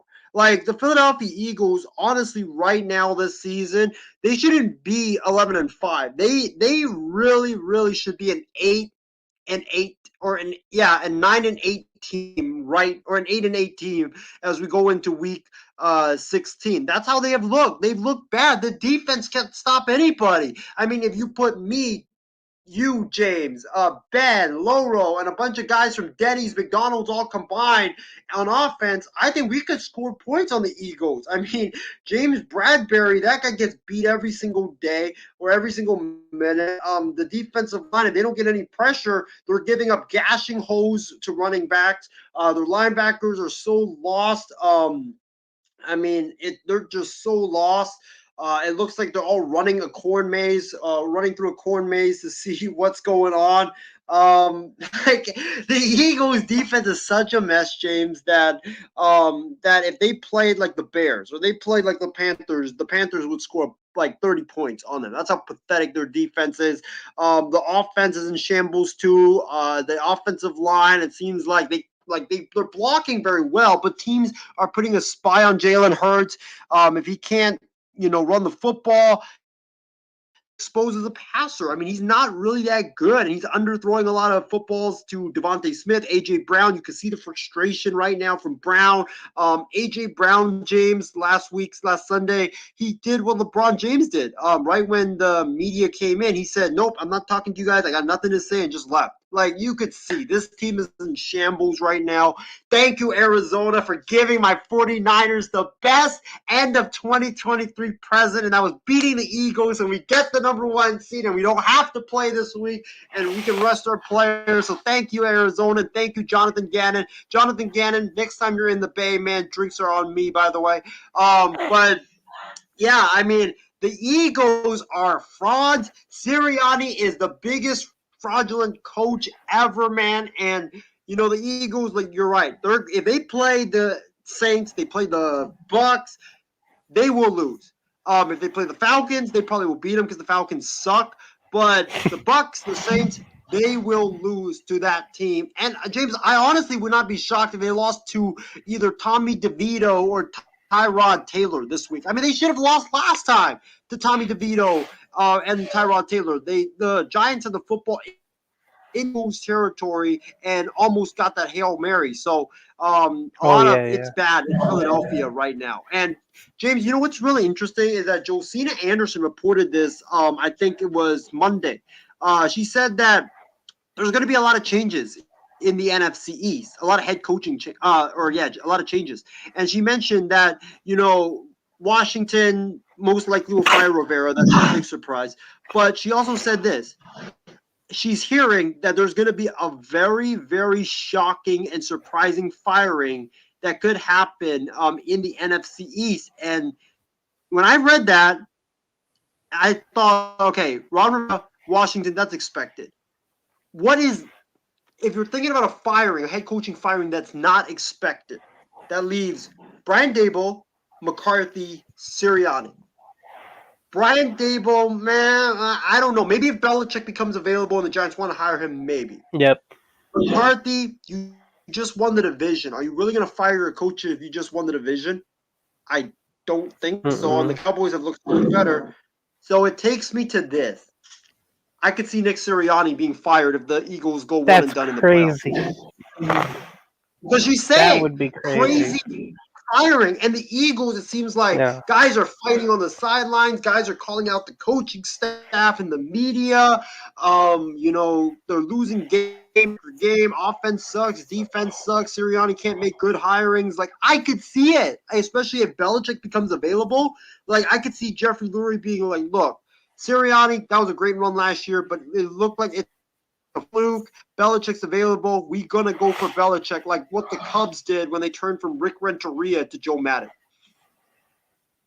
So, man, that'd be wild. Let's run through these three. Right, I could see that. I hope not, though. Let's run through these 3 games here real quick. So, C.J. Beathard started for Trevor Lawrence. He missed the first game of his career, but they played the Panthers in the expansion matchup of 95. The Jaguars won 26-0. ETN had a great ball game. The Raiders and Colts played. The Colts had it from the start. It was unfortunate. The Raiders are eliminated. Gardner Minshew did enough. He found Pierce open on a long touchdown. The Colts just did enough to win. Their defense did a great job there. The Raiders did go to Adams early and often, but it just wasn't enough for the Raiders. They are eliminated, unfortunately for me. The Rams held on to beat those Giants in New Jersey, 26-25. It was a game that, you know, the Rams had for a while, but then the Giants started to make a comeback, and they went for 2, and there was a miscommunication on a shuffle pass by Taylor to Saquon Barkley. It was well behind him. That would have gave the Giants the lead, and the Rams would have had to come back. Unfortunately, that wasn't the case for LA. They clinch a playoff berth due to the Rams. So congrats to them. That was a surprise. That will lead us to the last game of the morning action. The 49er game.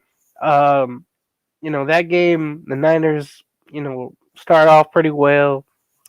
Commanders try to make a comeback of it, but San Francisco held on 27-10. I know McCaffrey had a little ankle issue, but it seems like he'll be okay. It was 13-10 at the half, and then the Niners scored a couple of touchdowns in the second half to win it. What about your Niners here against Washington? Were you just happy they got out of there kind of unscathed with injury? Yeah, Without exactly. injury? I was just happy. Yeah, exactly. I just was happy they got out of there with no major injuries, and they got out of there with a win. The first half, James, I felt like the Niners were still hung over from all that eggnog and rum and vodka they drank on Christmas Day, because it just felt like, or Christmas, the day after Christmas, because it just didn't feel like they were really into this game. But then I think Kyle Shanahan lit into them at halftime, because they came out with a different energy, with a different purpose. And you could tell this team, I think they had 5 possessions in the second half. 4 of them were for, and then the other one was when they took a knee with Sam Darnold. Oh no, they had 5 possessions, 3 scores. The first 3 were scores. The other one was a punt, but they didn't really care because they were already up big. And then they had Sam Darnold just took a knee at the last possession. But yeah, I mean, I want to give credit to Elijah Mitchell. I mean, this guy's been hurt often. He's been benched for McCaffrey. Remember, before McCaffrey, he was the Niners' top back, and everybody was like, "Oh, he's going to be the cowbell back for the Niners. He's going to be the guy that is going to be the franchise running back." Nope, he kept getting hurt. He was ineffective, but he came in there when McCaffrey got hurt. He gave us a lot of great production. I think he had 1 touchdown, 14 carries, 69 yards rushing. Very, very effective. The offensive line blocked well. Purdy bounced back nicely. I mean, that throw, James, I don't know if you saw where he takes the snap, it's 3rd down, he runs around, and then fires it across his body to Brandon Ayuk. I mean, that was a throw. I was like, Purdy, don't throw that. And then I was like, oh, yes, you go, Brock. The change of emotions in like 5-second span. I mean, it's crazy. But yeah, that was like a throw, a Mahomes-like throw right there. What a great throw by Purdy. And then the defense. The only concern I have is the defense didn't really get a lot of sacks. And Sam Howell is a guy that has been sacked a lot this season, despite Bosa and Chase Young both playing. So, yeah, I mean, that's the only thing that's concerning for me. The defense just hasn't been able to get a lot of sacks recently. Yeah, that was a really good performance by the 49ers. I mean, credit to them for keeping Washington in the game a little bit there. All right, Seattle hosted the Steelers. Seahawks kind of bit themselves in the foot. Defensively, they could not stop Warren and Najee Harris. They ran all over the Seahawks when it came to the rushing game and the offense. Rudolph did enough for Seattle, but it just seemed like there wasn't enough offensively. For Pittsburgh. So for Seattle, it felt like there wasn't enough.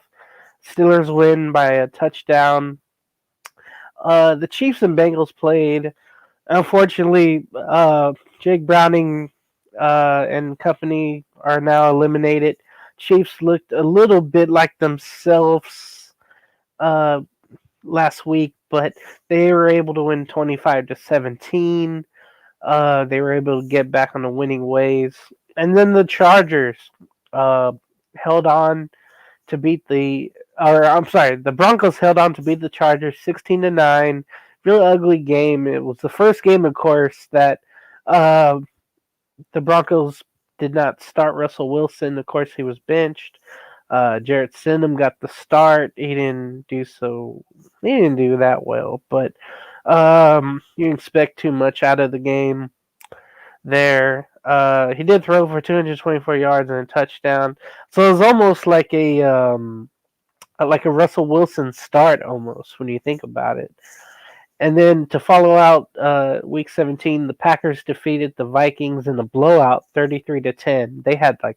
The Vikings had no shot. I mean, at quarterback, they've tried like 4 different options this year. Kirk Cousins got hurt, and then they tried Dobbs, but he petered out, as well as Nick Mullins, your boy, he petered out, and then also Jaron Hall. And they went back to Mullins, and he struggled. I mean, they just have no other option there when you think about it. So out of those 4 games I mentioned, Isaiah, do you want to talk about any of them? Go on ahead, and we'll move on to Week 18 picks.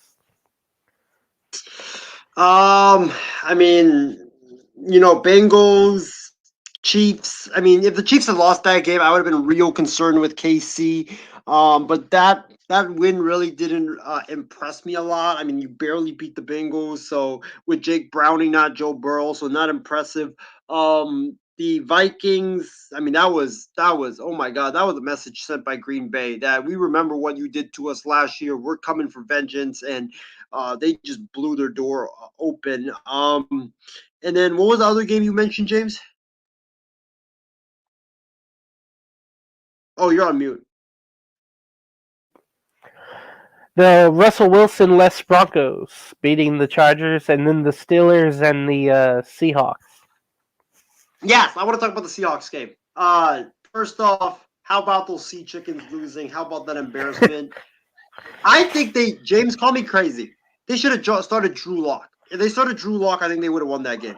Because you could just tell, Gino, he's too mid. He's too about the middle of the field, short passes, and the Steelers took that away, and he couldn't throw it deep. Like with Drew Lock elevates Jackson Smith and Jigba, DK Metcalf and Lockett, because he could go deep. He's got that cannon of an arm to throw it deep and threaten the defense that way. So if they had started Drew Lock, I really think they would have won that game, because Pittsburgh didn't fear the deep passes. That's why they could all just stay in the middle and just zone in on the intermediate stuff. So if they had started Drew Lock, I really think Seattle would have won that game. But credit to Pittsburgh, Mike Tomlin, another 500 or better record. I mean, it's absolutely insane that this man has never had a losing record in 15 seasons as an NFL head coach. But Seattle, Belichick is done, most likely in New England. Could we see the end of Carroll era in Seattle, James? I mean, Pete Carroll, it just feels time, I feel like, for a fresh start there in Seattle. You don't have a quarterback. You've got a bunch of great receivers. Defense, not that great. It just feels like for Pete to move on and for a new voice to come in.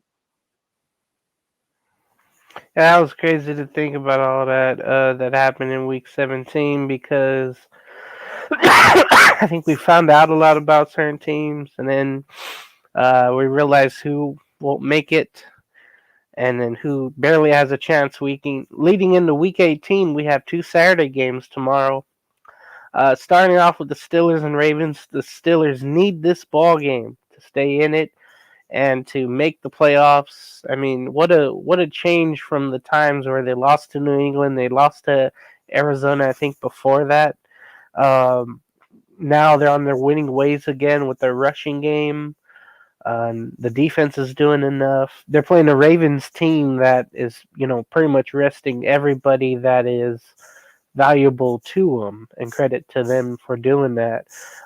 So who do you think will win between the Steelers and the Ravens? As the Ravens, of course, again, they're going to sit out because they have the first seed already locked up in Baltimore.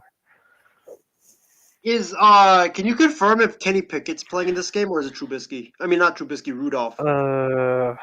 Let's see. Because I feel like an important game like this, it has to be Pickett. I see Mason Rudolph starting. Oh boy. So Ravens are going to start, or they're not going to start their players. It's in Baltimore. Tyler Huntley, I think, is the backup quarterback who's going to play in this game. You know what? Give me Pittsburgh. Ravens resting their players. I expect a lot of starters on defense to rest as well. I think the Steelers will be able to put up a lot of good numbers on offense against this Ravens defense who's resting their players. And then defensively for Pittsburgh, TJ Watt, they're going to be after Tyler Huntley. He's not that good throwing the football. He's a good runner. Put a spy on him. And then So he's going to be in hell all day. So Pittsburgh has stuff to play for. Ravens don't. I think the Steelers are going to just run all over Baltimore. Okay, so the Texans and Colts, they're both 9-7. Whoever wins has to wait for the next day to see if the Jaguars lose, and then the winner of this game would be in, and then Jaguars would need some help. All right. So who do you think's gonna win between Houston and the Colts in Indy for basically for a playoff spot? Give me the Texans. I trust C.J. Stroud over Gardner Minshew. I think Gardner Minshew. There's times where we're like, man, he's gonna have that blow up game, and I think that this is gonna be the one. Texans defense very aggressive. Will Henderson, they're gonna be going after him. The Colts, I feel like they haven't faced a quarterback as good as C.J. Stroud is with the playmakers that he has. So give me C.J. Stroud and the Texans to complete their amazing, miraculous season, and DeMeco Ryans to lead the Texans into the postseason. That would be a tremendous story because you would think the Texans would have got maybe 4 wins this year. They'd be a nice little story. Well, they've made it into a movie that might have a great ending. Who knows? Sunday action, starting off with those Jaguars in Tennessee to face the Titans. Might be the last game for Derrick Henry with Tennessee. Maybe he'll get some good runs in. He'll get a rousing ovation. Who knows? Jacksonville, hopefully we'll have Trevor Lawrence back. We'll see. They really need him. But it's going to be a steady dose, you think, of ETN Jr. But hopefully they get the passing game going more often. Between Jacksonville and Tennessee, who you got? Well, I am going to let our guy, Trevor Lawrence. Actually, I don't know if we have that video. Damn it! I think we deleted it. But give me Duval. Give me the Jags, James. Give me the Jags to win that game. Trevor Lawrence is back, like you mentioned. He owns the Titans. Titans defense not that good. Could be Vrabel and Henry. Don't forget Ryan Tannehill's last game as well, because he's a free agent, I believe, after the season. I don't think Will Levis is actually going to play. It's going to be Ryan Tannehill starting. Yeah. So that's going to be boring football for the Titans. Feel bad for them.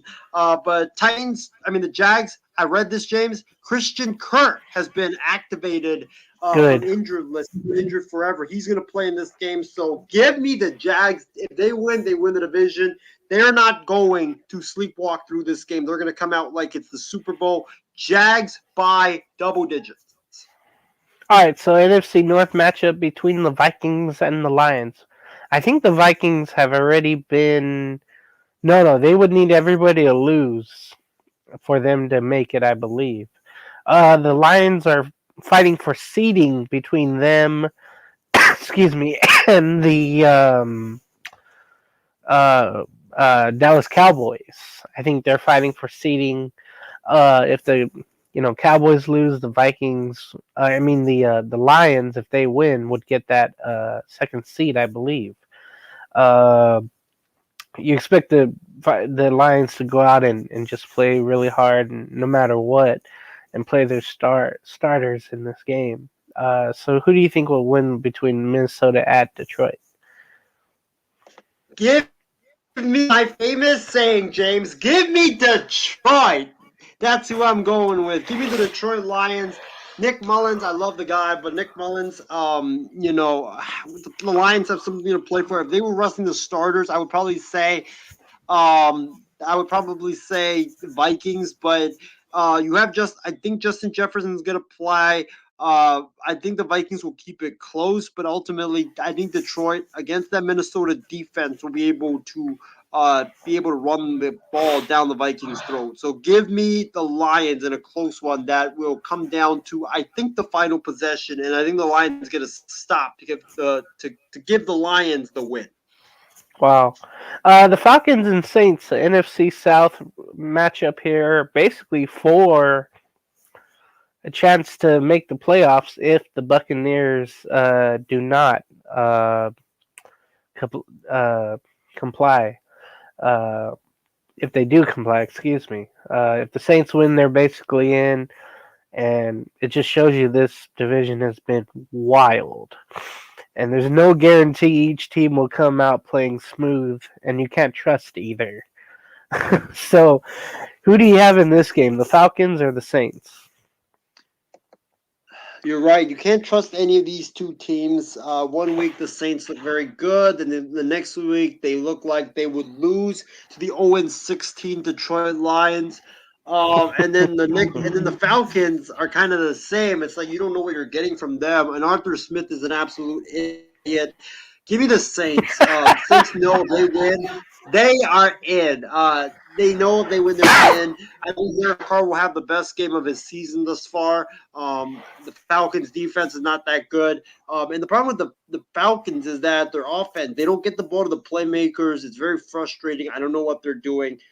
Give me New Orleans to win this game. I'm going to go New Orleans. If I have to give a score prediction, I'm going to go like 21-17. Wow, that it's going to be something. The Jets and the Patriots. It's fitting that maybe this will be the last game for Bill Belichick against the Jets, the team that he spent 1 day with as the head coach and then got the hell out of there. And he ended up being the Patriots head coach for years. Patriots, of course, trying for their 5th win. The Jets playing out the season. Very disappointing, seasons in both of these teams here.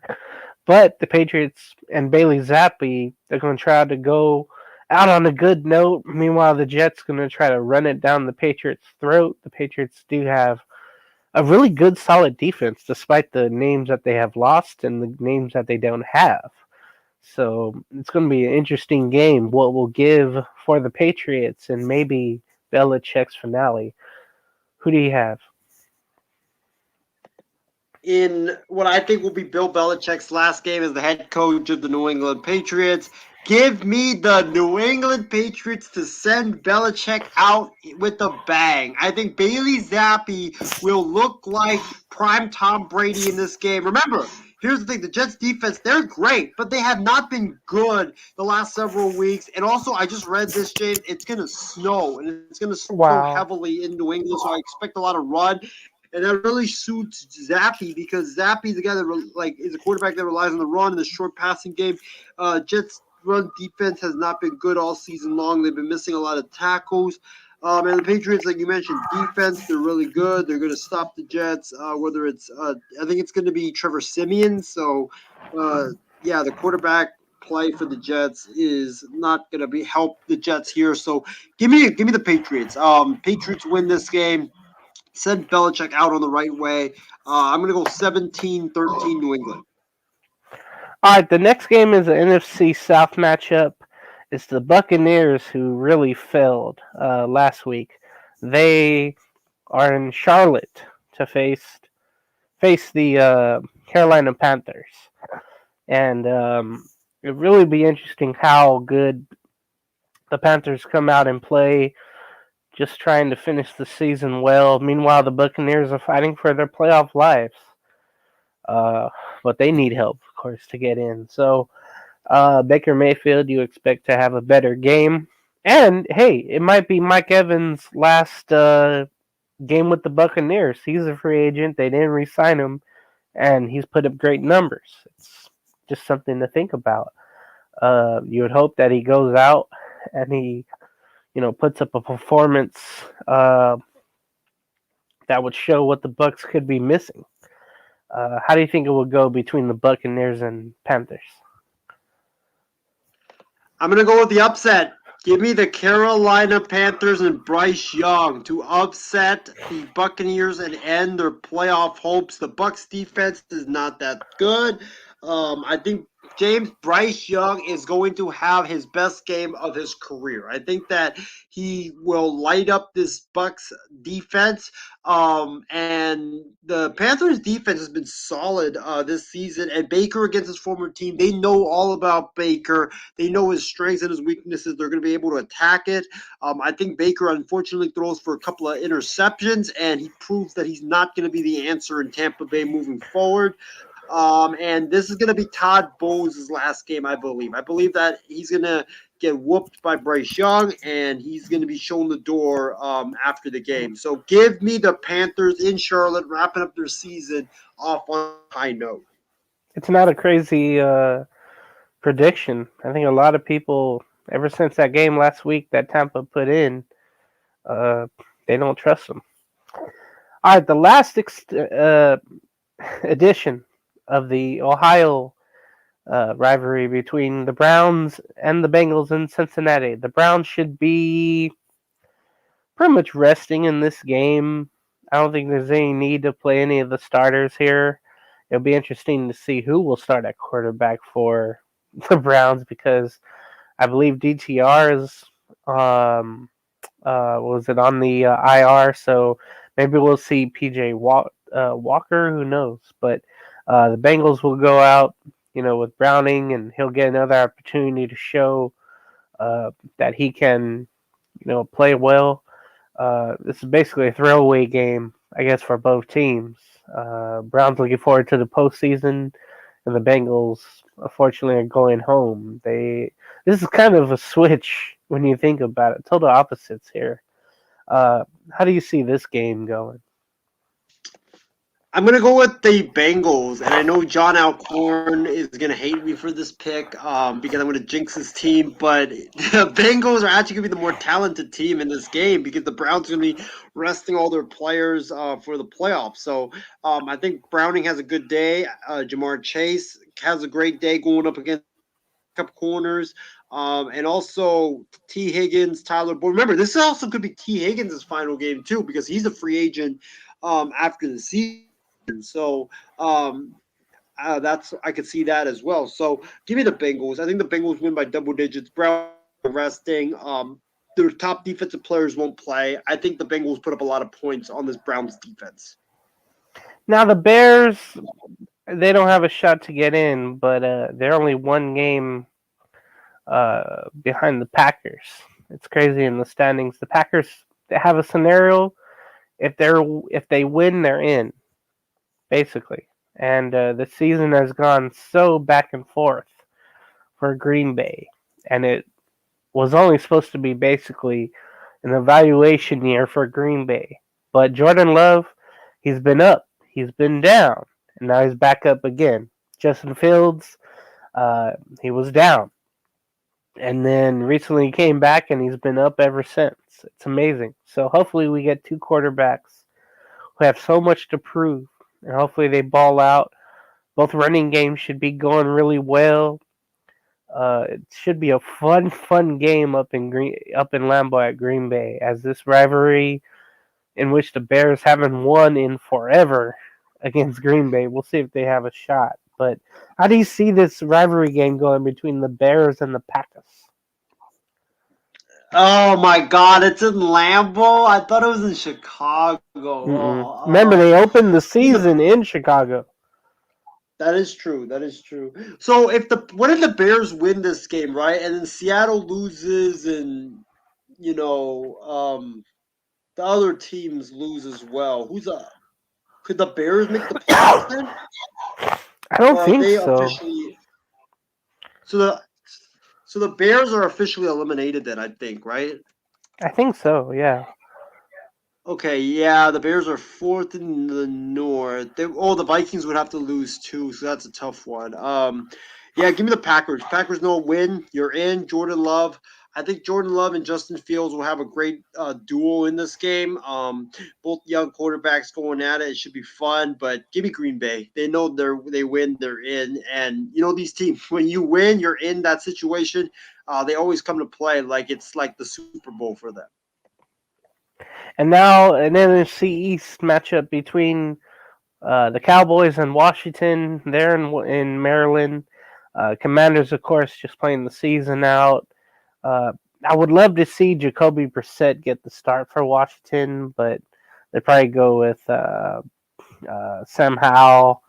I know the Commander fans are wanting them to lose just because they would keep their fourth pick, I believe it is, or second pick now, I think it is. Cowboys are playing for that second seed, so so they're hoping to keep that with a win, but they're also, just like the 49ers, they're hoping to stay healthy.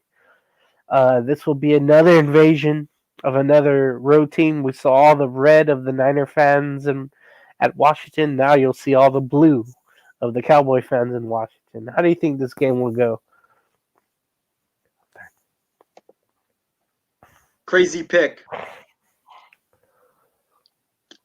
I don't know why, but the Cowboys in big moments always tend to choke. And I could see it, James. I could see them losing this game to the Commanders just because of all the pressure, the big moments. Like, it's just the classic Cowboys thing to do. But having said that, I'm going to reverse my crazy prediction. Give me Dallas. Yeah. I hope they don't choke, but I could see it. But Washington sucks. I think Dak Prescott and that the Cowboys offense will be able to put a lot of points in this game. And then poor Sam Howell, man. Michael Parsons coming at you. DeMarcus Lawrence is coming at you. Everybody's coming at you with that terrible offensive line. It's going to be a really bad day for him on offense. Poor Sam Howell. I feel bad for the guy. Just wrap yourself in bubble wrap before the game, or put some bubble wrap like under your uniform, and then you won't get hurt, because that's going to be brutal for Sam Howell. All right, so thank you. The third pick for Washington. Now we'll get into the afternoon game, and this game isn't playing for anything except pride and poise. The Raiders hosting the Broncos for the last game for both of these teams' seasons. The Raiders have not lost to the Broncos ever since 2020, so since they've been Las Vegas. I can remember the last game of 2019 in which Oakland lost to Denver. So don't need that for a Raider fan like me, who's just hoping to go out with a bang. The Broncos, of course, will start Jarrett Stidham, who started the last two games for the Raiders last year for Derek Carr, and he finds himself in that position again this year, and again in Las Vegas, though, for the Broncos. For the Broncos, they're just trying to show that, hey, we could have done well. We could have made the playoffs, just kind of like the Raiders, too. You're just hoping for, a good day for Adams, good quick day, I should say. Aidan O'Connell for the Raiders to show up and just do well enough and not make mistakes. More Kamir White. Hopefully he can run the ball a little bit better. Just like he did on Christmas. But, man, hopefully not a lot of orange in the crowd, but there might be. How do you see this game going between Denver at the Raiders?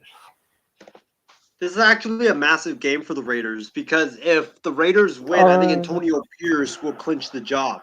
But if they lose, then I think that it's going to be open for discussion. Having said that, give me Denver. I think Denver goes into Vegas, beats your Raiders, James, for the first time in years. Stidham knows how to attack this defense. And with Sean Payton, they actually showed some really good stuff last week against the Chargers. Was against the Chargers, but that Denver defense, I think, will give Stidham a lot of great field position with sacks and turnovers. That Denver defense is ferocious, so I think they'll be able to get after O'Connell and force him to make a lot of rookie mistakes. And then Stidham, on the other hand, run the football, get the ball to your playmakers and Judy and Cortland Sutton, and let them do their thing. I think it's going to be a good game, but give me Denver to win this game. Yeah, I figured Antonio Pierce got the job when he won on Christmas over the Kansas City Chiefs. That's why I didn't mention that. I figured it'd be in the bag, but you never know. Mark Davis might make another stupid decision. Go for the big name, yeah. Philadelphia at the Giants. The Giants trying to end the season out with a bang, and the Eagles just trying to survive. I mean, they have the wild card already held, so the Eagles might not go as hard. I think the Giants are just going to try to spoil it somehow. I believe Saquon Barkley is a free agent, I want to say, so maybe he'll have his day in the sun, the last day for the Giants here. Maybe they make an upset. I would love to know your prediction between Philadelphia at the Giants. Well, the weather for this game projection is snow and freezing rain. So, oh my God, I think the East Coast is actually going to hit with a bad snowstorm this weekend. So, Yikes. for everybody in the East Coast, stay safe and stay warm. We don't need you got any of you guys, turning into popsicles or to lick the light pole and getting your tongue stuck on the light pole. I know I needed to mention that, but I'm gonna go with the Giants, James. I think they pull the upset. That Eagles defense is not that good. They're getting gashed left and right. Barkley last game wants to prove that he's well deserving of a big contract. He's going to gash that Eagles defense. I think he scores 2 touchdowns in this game, and just gashes them. And then Tyrod Taylor. Tyrod Taylor's not a bad quarterback. I mean, he's not a starter, but he's not a bad backup. Like, he can move around, make some really good intermediate throws. I think the Giants defense will give up a lot of yardage at some points to the Eagles, but that Eagles defense, they're going to give up at least 28 to 30 in this game. And Saquon, man, there's going to be a lot of wide running lanes in this game. So give me the Giants to upset the Eagles in the snow and the freezing rain. All right, so in Glendale, Arizona, the Seattle Seahawks, coming off their loss, needs to win over the Cardinals and get some help. They'll find that out before the game if they do get that help. If not, this game can be meaningless. For the Cardinals, they have gave the okay to say that Kyler Murray will be their quarterback going forward for the franchise. So we'll see how he fares. If the Cardinals and James Conner can keep it going, as they defeated, of course, the Eagles pretty easy last week. Or offensively, they did, I should say. Seahawks coming off that loss. I know you were calling for Drew Lock. Maybe we'll get a late switch. Let's say in the first quarter, if the offense isn't moving, maybe Pete Carroll makes that switch from Geno Smith to Drew Lock. I know you want to see it, and I think Seahawks fans just want to see some heroism maybe in this game to keep their chances alive. What do you think will happen between Seattle and Arizona? Give me Arizona to upset Seattle. Remember, Arizona has always played Seattle very tough in Arizona. I think this continues, and I just think the Seahawks are looking defeated. I mean, that loss to the Steelers was bad. It was brutal. I don't think they're going to come ready to play, and I think that we could see Drew Lock in the second half of this game. I think Geno's going to struggle, but the Cardinals, once Kyler Murray came back, James, they look like a different team. They look like a better offense with Kyler and with Connor and the weapons that they have there. Rondell Moore. That Seattle defense is not that good. They give up a lot of yards rushing. Kyler Murray with his legs and with his arm will be able to hurt Seattle a lot. So give me the Cardinals in a close game. I'm going to go 26-3 to beat the Seahawks. All right, so let's go to the 2 games here in California. I'll start off with the Chiefs and Chargers, because the Chiefs already have a playoff. They already have their division already locked up, and then they're somehow going to try to move over to the second spot if the Dolphins lose on Sunday Night Football. So it's very important for the Chiefs to win, and then see what happens later on for seeding. Meanwhile, for the Chargers, they're 5-11. They're just playing the season out. They don't have Justin Herbert, of course. SoFi will probably turn into Arrowhead West, and the Chiefs should easily win this game, I would think. What you think? Yeah, no Mahomes, so it's going to be Blaine Gabbert versus Easton Stick. It's going to be a gross game. Wow. James, I don't know what you're doing on Sunday afternoon. Maybe you would cure your flu or your cold by watching Blaine Gabbert versus Easton Stick. No, maybe you should skip that game because you're going to get even more sick watching that game. You might have to get a bucket and start puking watching that. Oh man, you just coughing just thinking about that. But man, it's gonna be an ugly game. Oh, so can someone? Let's just pick out of a hat who's gonna win that game. Blaine Gabbert, he's not good.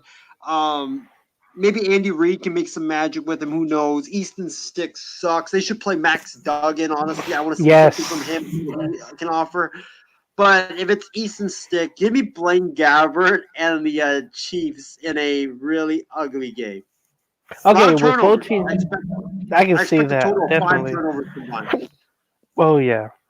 With both teams already clinched and locked into their spots, LA Rams go to Santa Clara to face the 49ers. It's basically a exhibition game when you think about it.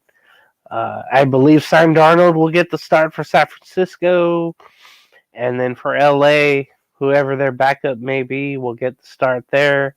It's basically no way really wins or loses in this game. How do you think it's going to fall out? I don't even care who wins, to be honest. Just no injuries, please. I'm actually going to be working during the game. I'm glad I'm going to be working, so I don't have to see this. I mean, I can watch a little bit of the game at work, but just don't accidentally, punch my supervisor in the face while I'm watching the game. But I'm going to go with the Niners. I think that Shanahan. You know what? Actually, I switched. I'm going to go with the Rams.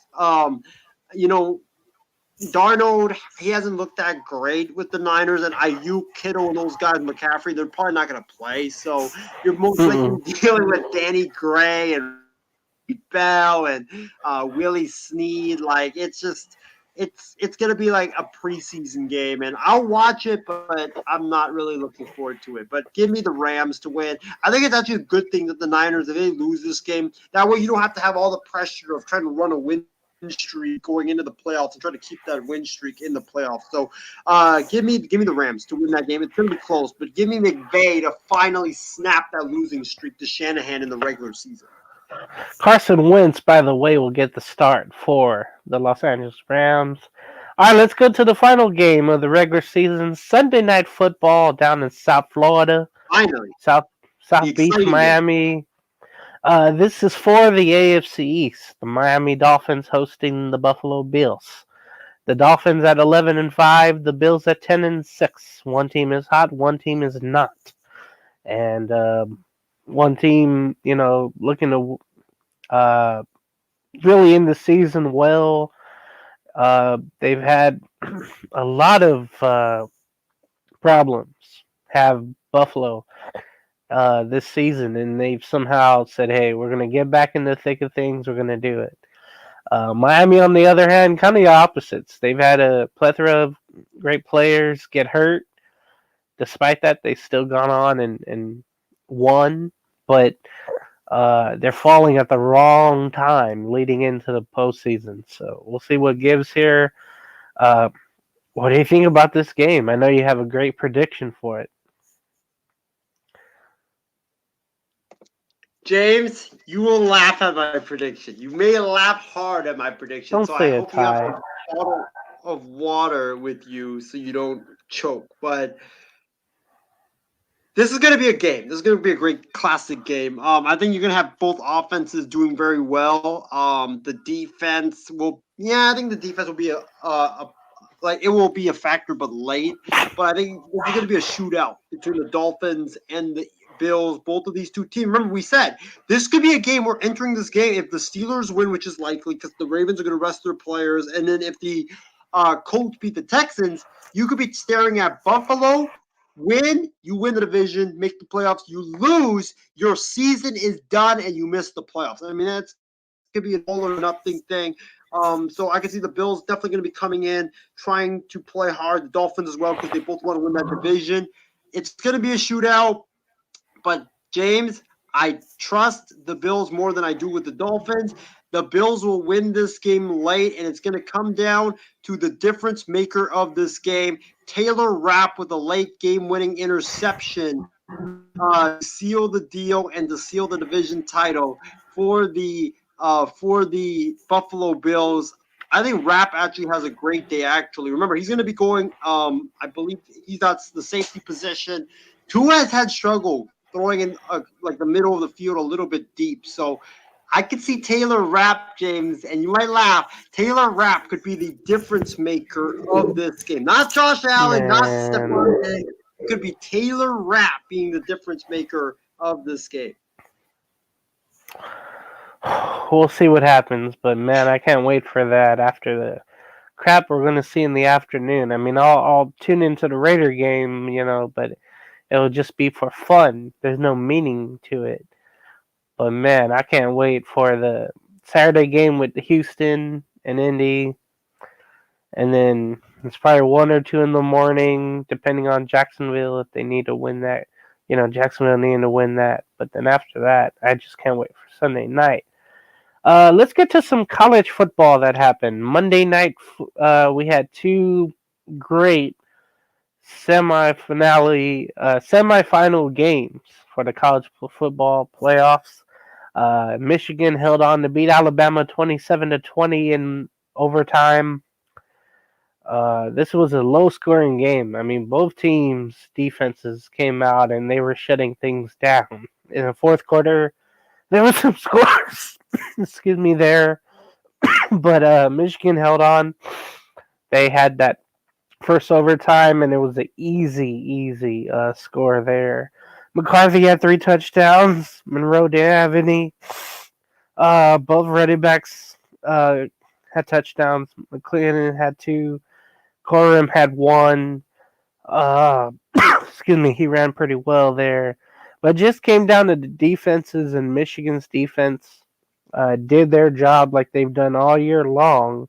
They stay perfect, and by your hat, you could tell that you're very happy to go to the national championship. So what did you think about that game? James, I want to say this. How about my Michigan Wolverines, baby? National title bound, man. Let's go. First time in like 20 years, Michigan has finally broken through. They have finally broken through the glass ceiling, and they have slain the dragon, and they're going to the Natty, man. I'm so happy for Jim Harbaugh. I'm so happy for Michigan. This was like when Georgia got that interception late against Alabama to finally get over the hump after years and years and years of frustration and choking and disappointment. This was what it was when they stuffed Milroe at the 1. It was all that frustration, all that disappointment of years of choking and disappointment all washed away, and they broke through. I'm so happy for Jim Harbaugh. He deserves it. Michigan, I mean, I thought, James, I don't know if you watched the game. I thought it was over when Alabama had the football late in the game. Up 17-13. Michigan couldn't get anything going on offense. Alabama was driving the football down. I was like, dude, it is over, man. It's over. And then Alabama got the field goal, and I thought, okay, crap, it's over. Michigan down by 7. They haven't done anything on offense. They're at the 19-yard line. They need to drive the length of the field to get a touchdown and win the game. I was like, oh, crap, dude. Michigan going to choke again, but they didn't this time. This time it was different. J.J. McCarthy rifles it, leads Michigan right down the field for a touchdown. He definitely is going to get a statue at Ann Arbor Stadium at the Big House when he's done playing.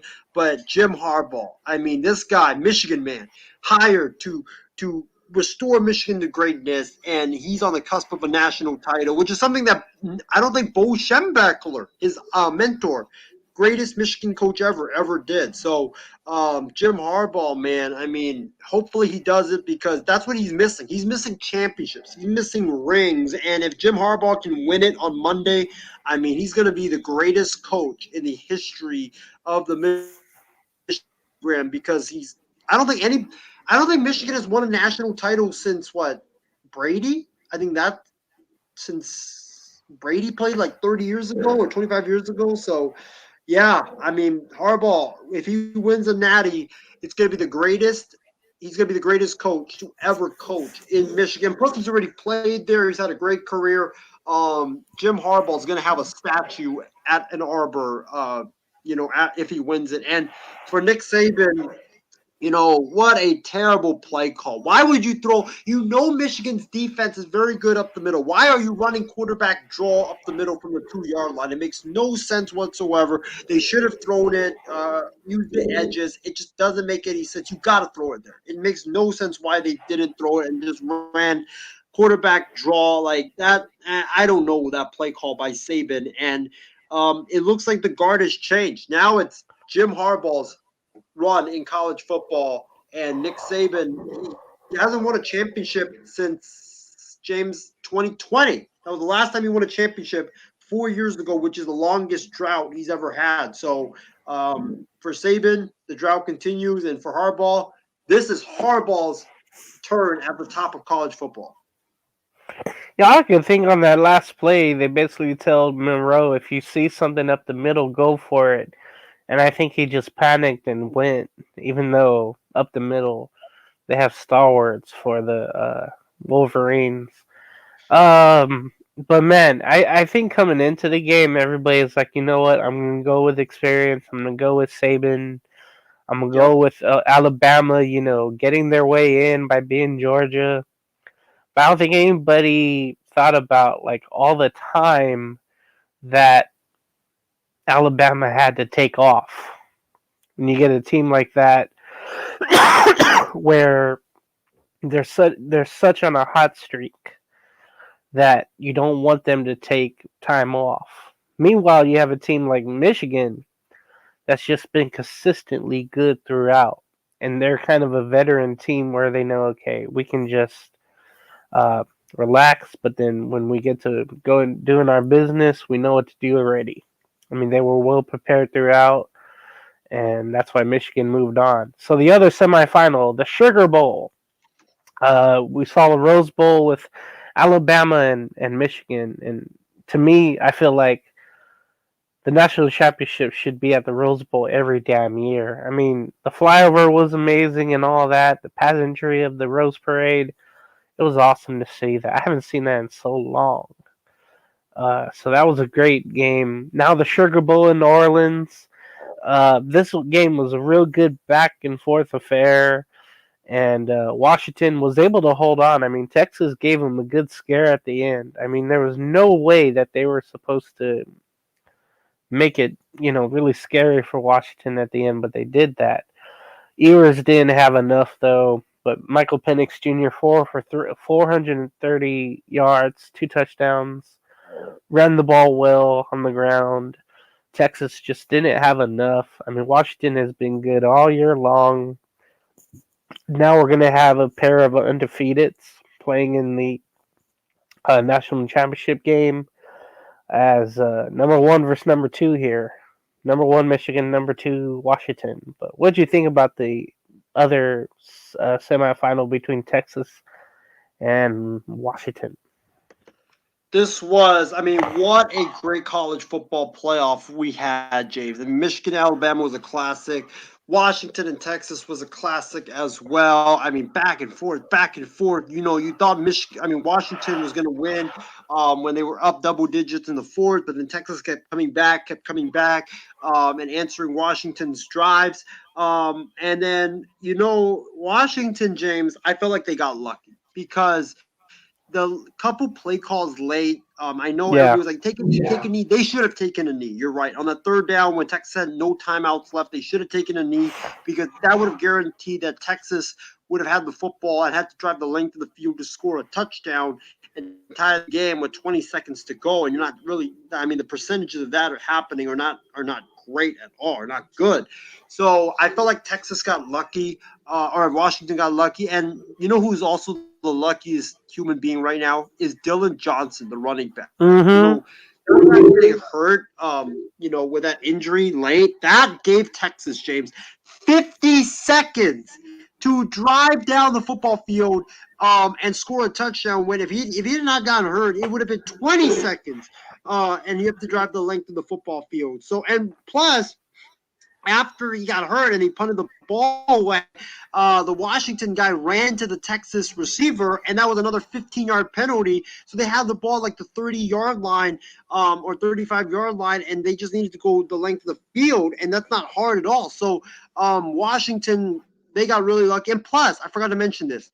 On that last play where Ewers throws the ball to the receiver, if he just throws a normal pass, like he he throws a normal pass and doesn't throw it high, that's a touchdown. That's a touchdown. He just puts it right there. When he put it high and just lobbed it, the cornerback had enough time to go over there and knock it down. If he just puts it right where the guy's chest is, that's a touchdown right there, and Texas wins that game. So Washington got hella lucky in that game. Just a lot of bad circumstances from the Huskies ended up getting really, really lucky. And I'm really happy for Dylan Johnson because you and I both know, watching college football, that these fans in college football are some of the most extreme fans ever, where if you cost your team the game, no matter how it happened, no matter if you got hurt and you got hurt and that's how you cost the team the game, they'll give you death threats and they'll be coming for your life. So I was telling someone when I was watching the game that, oh my God, if Washington loses, Dylan Johnson could have potentially torn his ACL and could potentially be getting death threats because the Washington fans are going to be pissed. So I'm glad they won. But, I mean, what a game. And we're in for a great national championship. I know we'll be talking about it in a bit. But Texas, I mean, if Quinn Ewers throws a better ball, that's a touchdown, and they win. It all came down to it. It all came down to that. So great game, but the Huskies, they got really, really lucky. So moving on with Dylan Johnson, he should be able to go, but he's going to be very hobbled. I mean, he's played through this injury all year long, and he kept re-aggravating it, and now it's the worst time, basically, right before the championship game. Now, the national championship game is set between the undefeated Wolverines and Huskies, both 14-0, and both looking to win the championship. And this game being played, of course, unfortunately, not in the Rose Bowl, but in NRG Stadium, where the Texans play in Houston.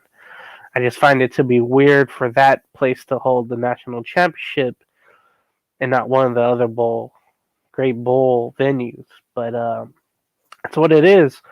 And I have to mention this because Washington will be in the Big Ten next year where Michigan is. So this is the last hurrah for Pac-12 college football. And for them just to be in the national championship, it's kind of amazing. But when you think about it, the Pac-12 were undefeated the first 2 weeks of the season. They've had ranked teams all year long. And for them to make it into the championship like this is amazing. Washington, you mentioned all the luck they had to beat Texas. Well, you're not going to need luck to beat Michigan. You're just going to have to be good. You're going to have to be better than Michigan. And that's a tough task for me. I think Michigan wins this game, but I do think it's going to be a really competitive one. Penix Jr. It'll be interesting to see if he's able to throw those darts like he does over the middle of the field, or will Michigan be prepared for that?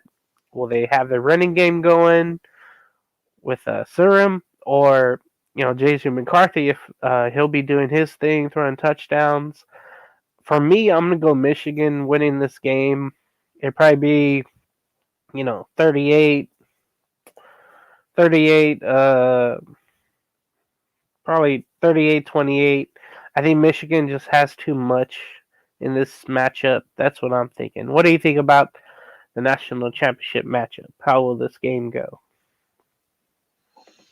James, this is going to be a hell of a game. I cannot wait for it. I'm off on Monday, so I'll be able to watch it from start to finish. I cannot wait for it. Harbaugh versus Kalen DeBoer. Two brand new teams meeting in the national title game. It's very refreshing.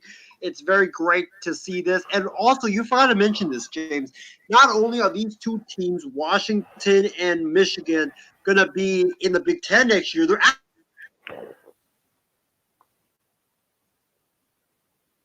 I think we lost Isaiah real quick. He'll probably be back in this. I wonder what he was going to say when he mentioned the two teams. Isaiah, you there? You guys got me? Now I do, yeah. Go on ahead. Okay. Sorry, my Wi-Fi, I don't know why cut off there, but I was going to say that Michigan and Washington, James, they're actually going to be meeting each other next year in the Big Right. Ten play in October. I looked at Michigan's schedule, and they play Washington in Seattle next year. So they're going to be having a rematch. It's going to be so much fun. I can't wait for that matchup. But I can't wait for this game because it's two teams that never been here before. It's a refreshing new matchup. We've never really seen this before. Always it's Alabama, Clemson, Georgia, Bama, Georgia versus someone else. Last year we had TCU, but we both knew TCU didn't belong in that game. So I'm gonna go with James, the Amazing Blue, to win the national title and after beating Bama. They broke through the glass ceiling after all the years of choking. They got all that mental hurdle out. They're going to win it all because now they don't have to be bothered by the mental hurdle of, oh, but you guys keep choking in the playoffs. You guys keep choking in the playoffs. They got through that already. They got the title. It's going to be a great game. High-powered offense, Washington. Can Michigan's defense, stout defense, hold up? We will see. That's going to be the battle. Washington's defense against Michigan's high-powered offense Michigan's offense is also going to be a battle because Washington, they're really stout up front. Michigan likes to run the football, so that's also going to be a battle. I feel like these two teams are perfect and very balanced. You have McCarthy, Penix, two great quarterbacks going at it. It should be fun. I think it comes down to the last possession, James, and I think Michigan wins it on a game-winning field goal at the end. That would be better than what I would think. So I can't wait for that. I also got Monday off, and I'm definitely going to be tuning in. Definitely to the ESPN2 coverage because they were on the Pat McAfee show had their coverage of the Rose Bowl on Monday, and they're going to have it there in Houston. I just think they bring an excitement that maybe Fowler and Kirk Herbstreit maybe doesn't bring, but I can't wait for that Monday. That's going to be an amazing game. Of course, we got NFL football this weekend as well. We're going to see who's going to make the playoffs there, and then we'll have more football going on. It's been good to host this show, Sports Weekly, tonight and into this morning. I am pretty much done. I'm ready to go to sleep and dream about hopefully the scenario that you have for that national championship on Monday. Isaiah, you have any final thoughts? Yeah, final thoughts is great show. Thank you to everybody for tuning in. Hopefully my Lakers bounce back and don't disappoint me, and we'll get all that mess figured out. Hope Zach LaVine is gonna be a Lakers soon. I saw there was a report that the Lakers are interested in Zach LaVine and they're probing his availability, so we'll see what happens. But they need to make a big move and they need to make it now. So hopefully Zach LaVine comes on down soon. But you mentioned it. Great weekend ahead. We got the football games. We got great football games coming up. NFL, Colts, Texans, winner gets a playoff spot. It's just basically a play-in game. It's a play-in game. Ravens, Steelers. Can the Steelers win, or will the Ravens knock off their heated rivals? And then you got all the NFL games. Belichick's potential last game. Could it be Pete Carroll's potential last game? You got Bills and Dolphins. Winner wins the AFC East. I mean, there's so much on the line. And then the playoff matchups, like you mentioned, will be set by the end of Sunday. And then on Monday, we got Michigan, Washington, two teams, very balanced, two teams that have great quarterbacks, great coaches, great offenses going at it. It's going to be fun. I cannot wait. A lot of football ahead, a lot of high-stakes football ahead, and, basketball as well. James, on Sunday, it's actually going to be the Lakers-Clippers as well. So maybe, hopefully, if the Lakers lose tomorrow, I don't care. Hopefully your Clippers blow my Lakers out of the building. Because maybe then Darvin Ham can be let go, let the head coach of the Lakers. And maybe they let me coach, James. Maybe they let me coach. But that's okay. Guys, yeah, we also have Kicking It with Cruz tomorrow night, or tonight, later on tonight. So make sure you guys tune in. Myself, Ben, and hopefully James, if he's feeling better, will be on the program. We'll see. I know Ben has told me that we got a lot of stuff to get into. So we'll Basically, see what we talked happens. about today. Yeah, basically, and a lot more than that. We'll talk about some baseball stuff as well, but nowhere, which is also a problem because the baseball off season has been so boring, man. Like it's been, whew, We're been waiting awful. for But something to drop. yes, we are. We're waiting for something to drop. But James, before we conclude the show, I just want to one last prediction we got to get out of the way before this show ends is this the last game for Bill Belichick? If you have to predict it right now, what happens to Bill Belichick on Monday? What happens to Bill Belichick? Nothing happens on Monday. No, nothing happens on Monday. I think they're gonna take maybe 2 weeks to figure it out. Okay. Yeah, one of these decisions like this, when it comes to an all-time coach, if there's not a definitive yes, then it takes a while. Not for just like some Arthur Smith guy or whomever. It's not Belichick. So I take that into consideration. I say wait 2 weeks. Bill and Robert have to meet, and then I think both take their time with it, and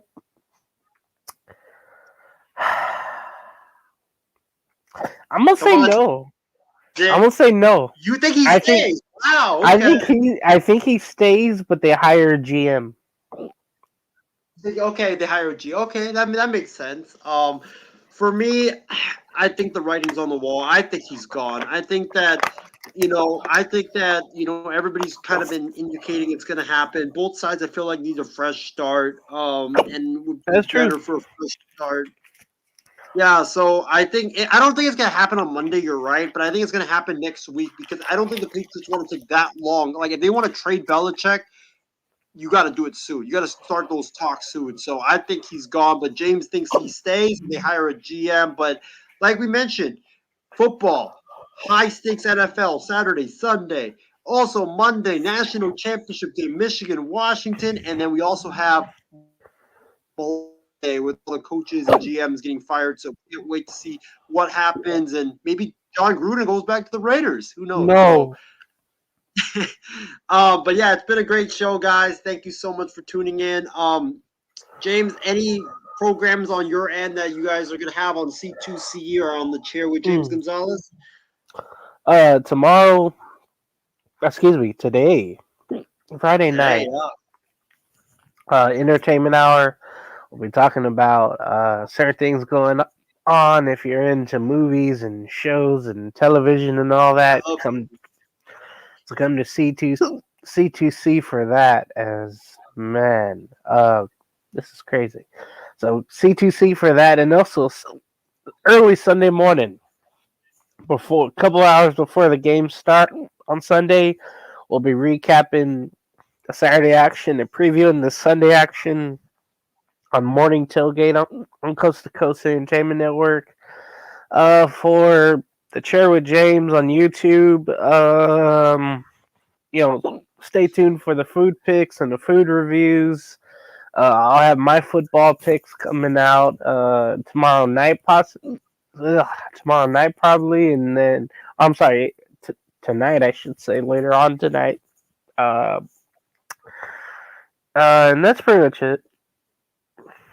All right, yeah. Make sure you guys tune in to Coast and the Chair with James Gonzalez for James's great shows. But guys, it's been a great show. It's 2 hours and almost 30 minutes. We're both spent. But guys, it's been a great show. See you guys all tomorrow. James, hopefully you get better soon. Stay safe, stay healthy, and we'll see you guys tomorrow or later today for Kicking It with Cruz. So tune in for that. Have a great night, everybody. Oh, missed it! Oh my God! You fucking missed it! You gotta be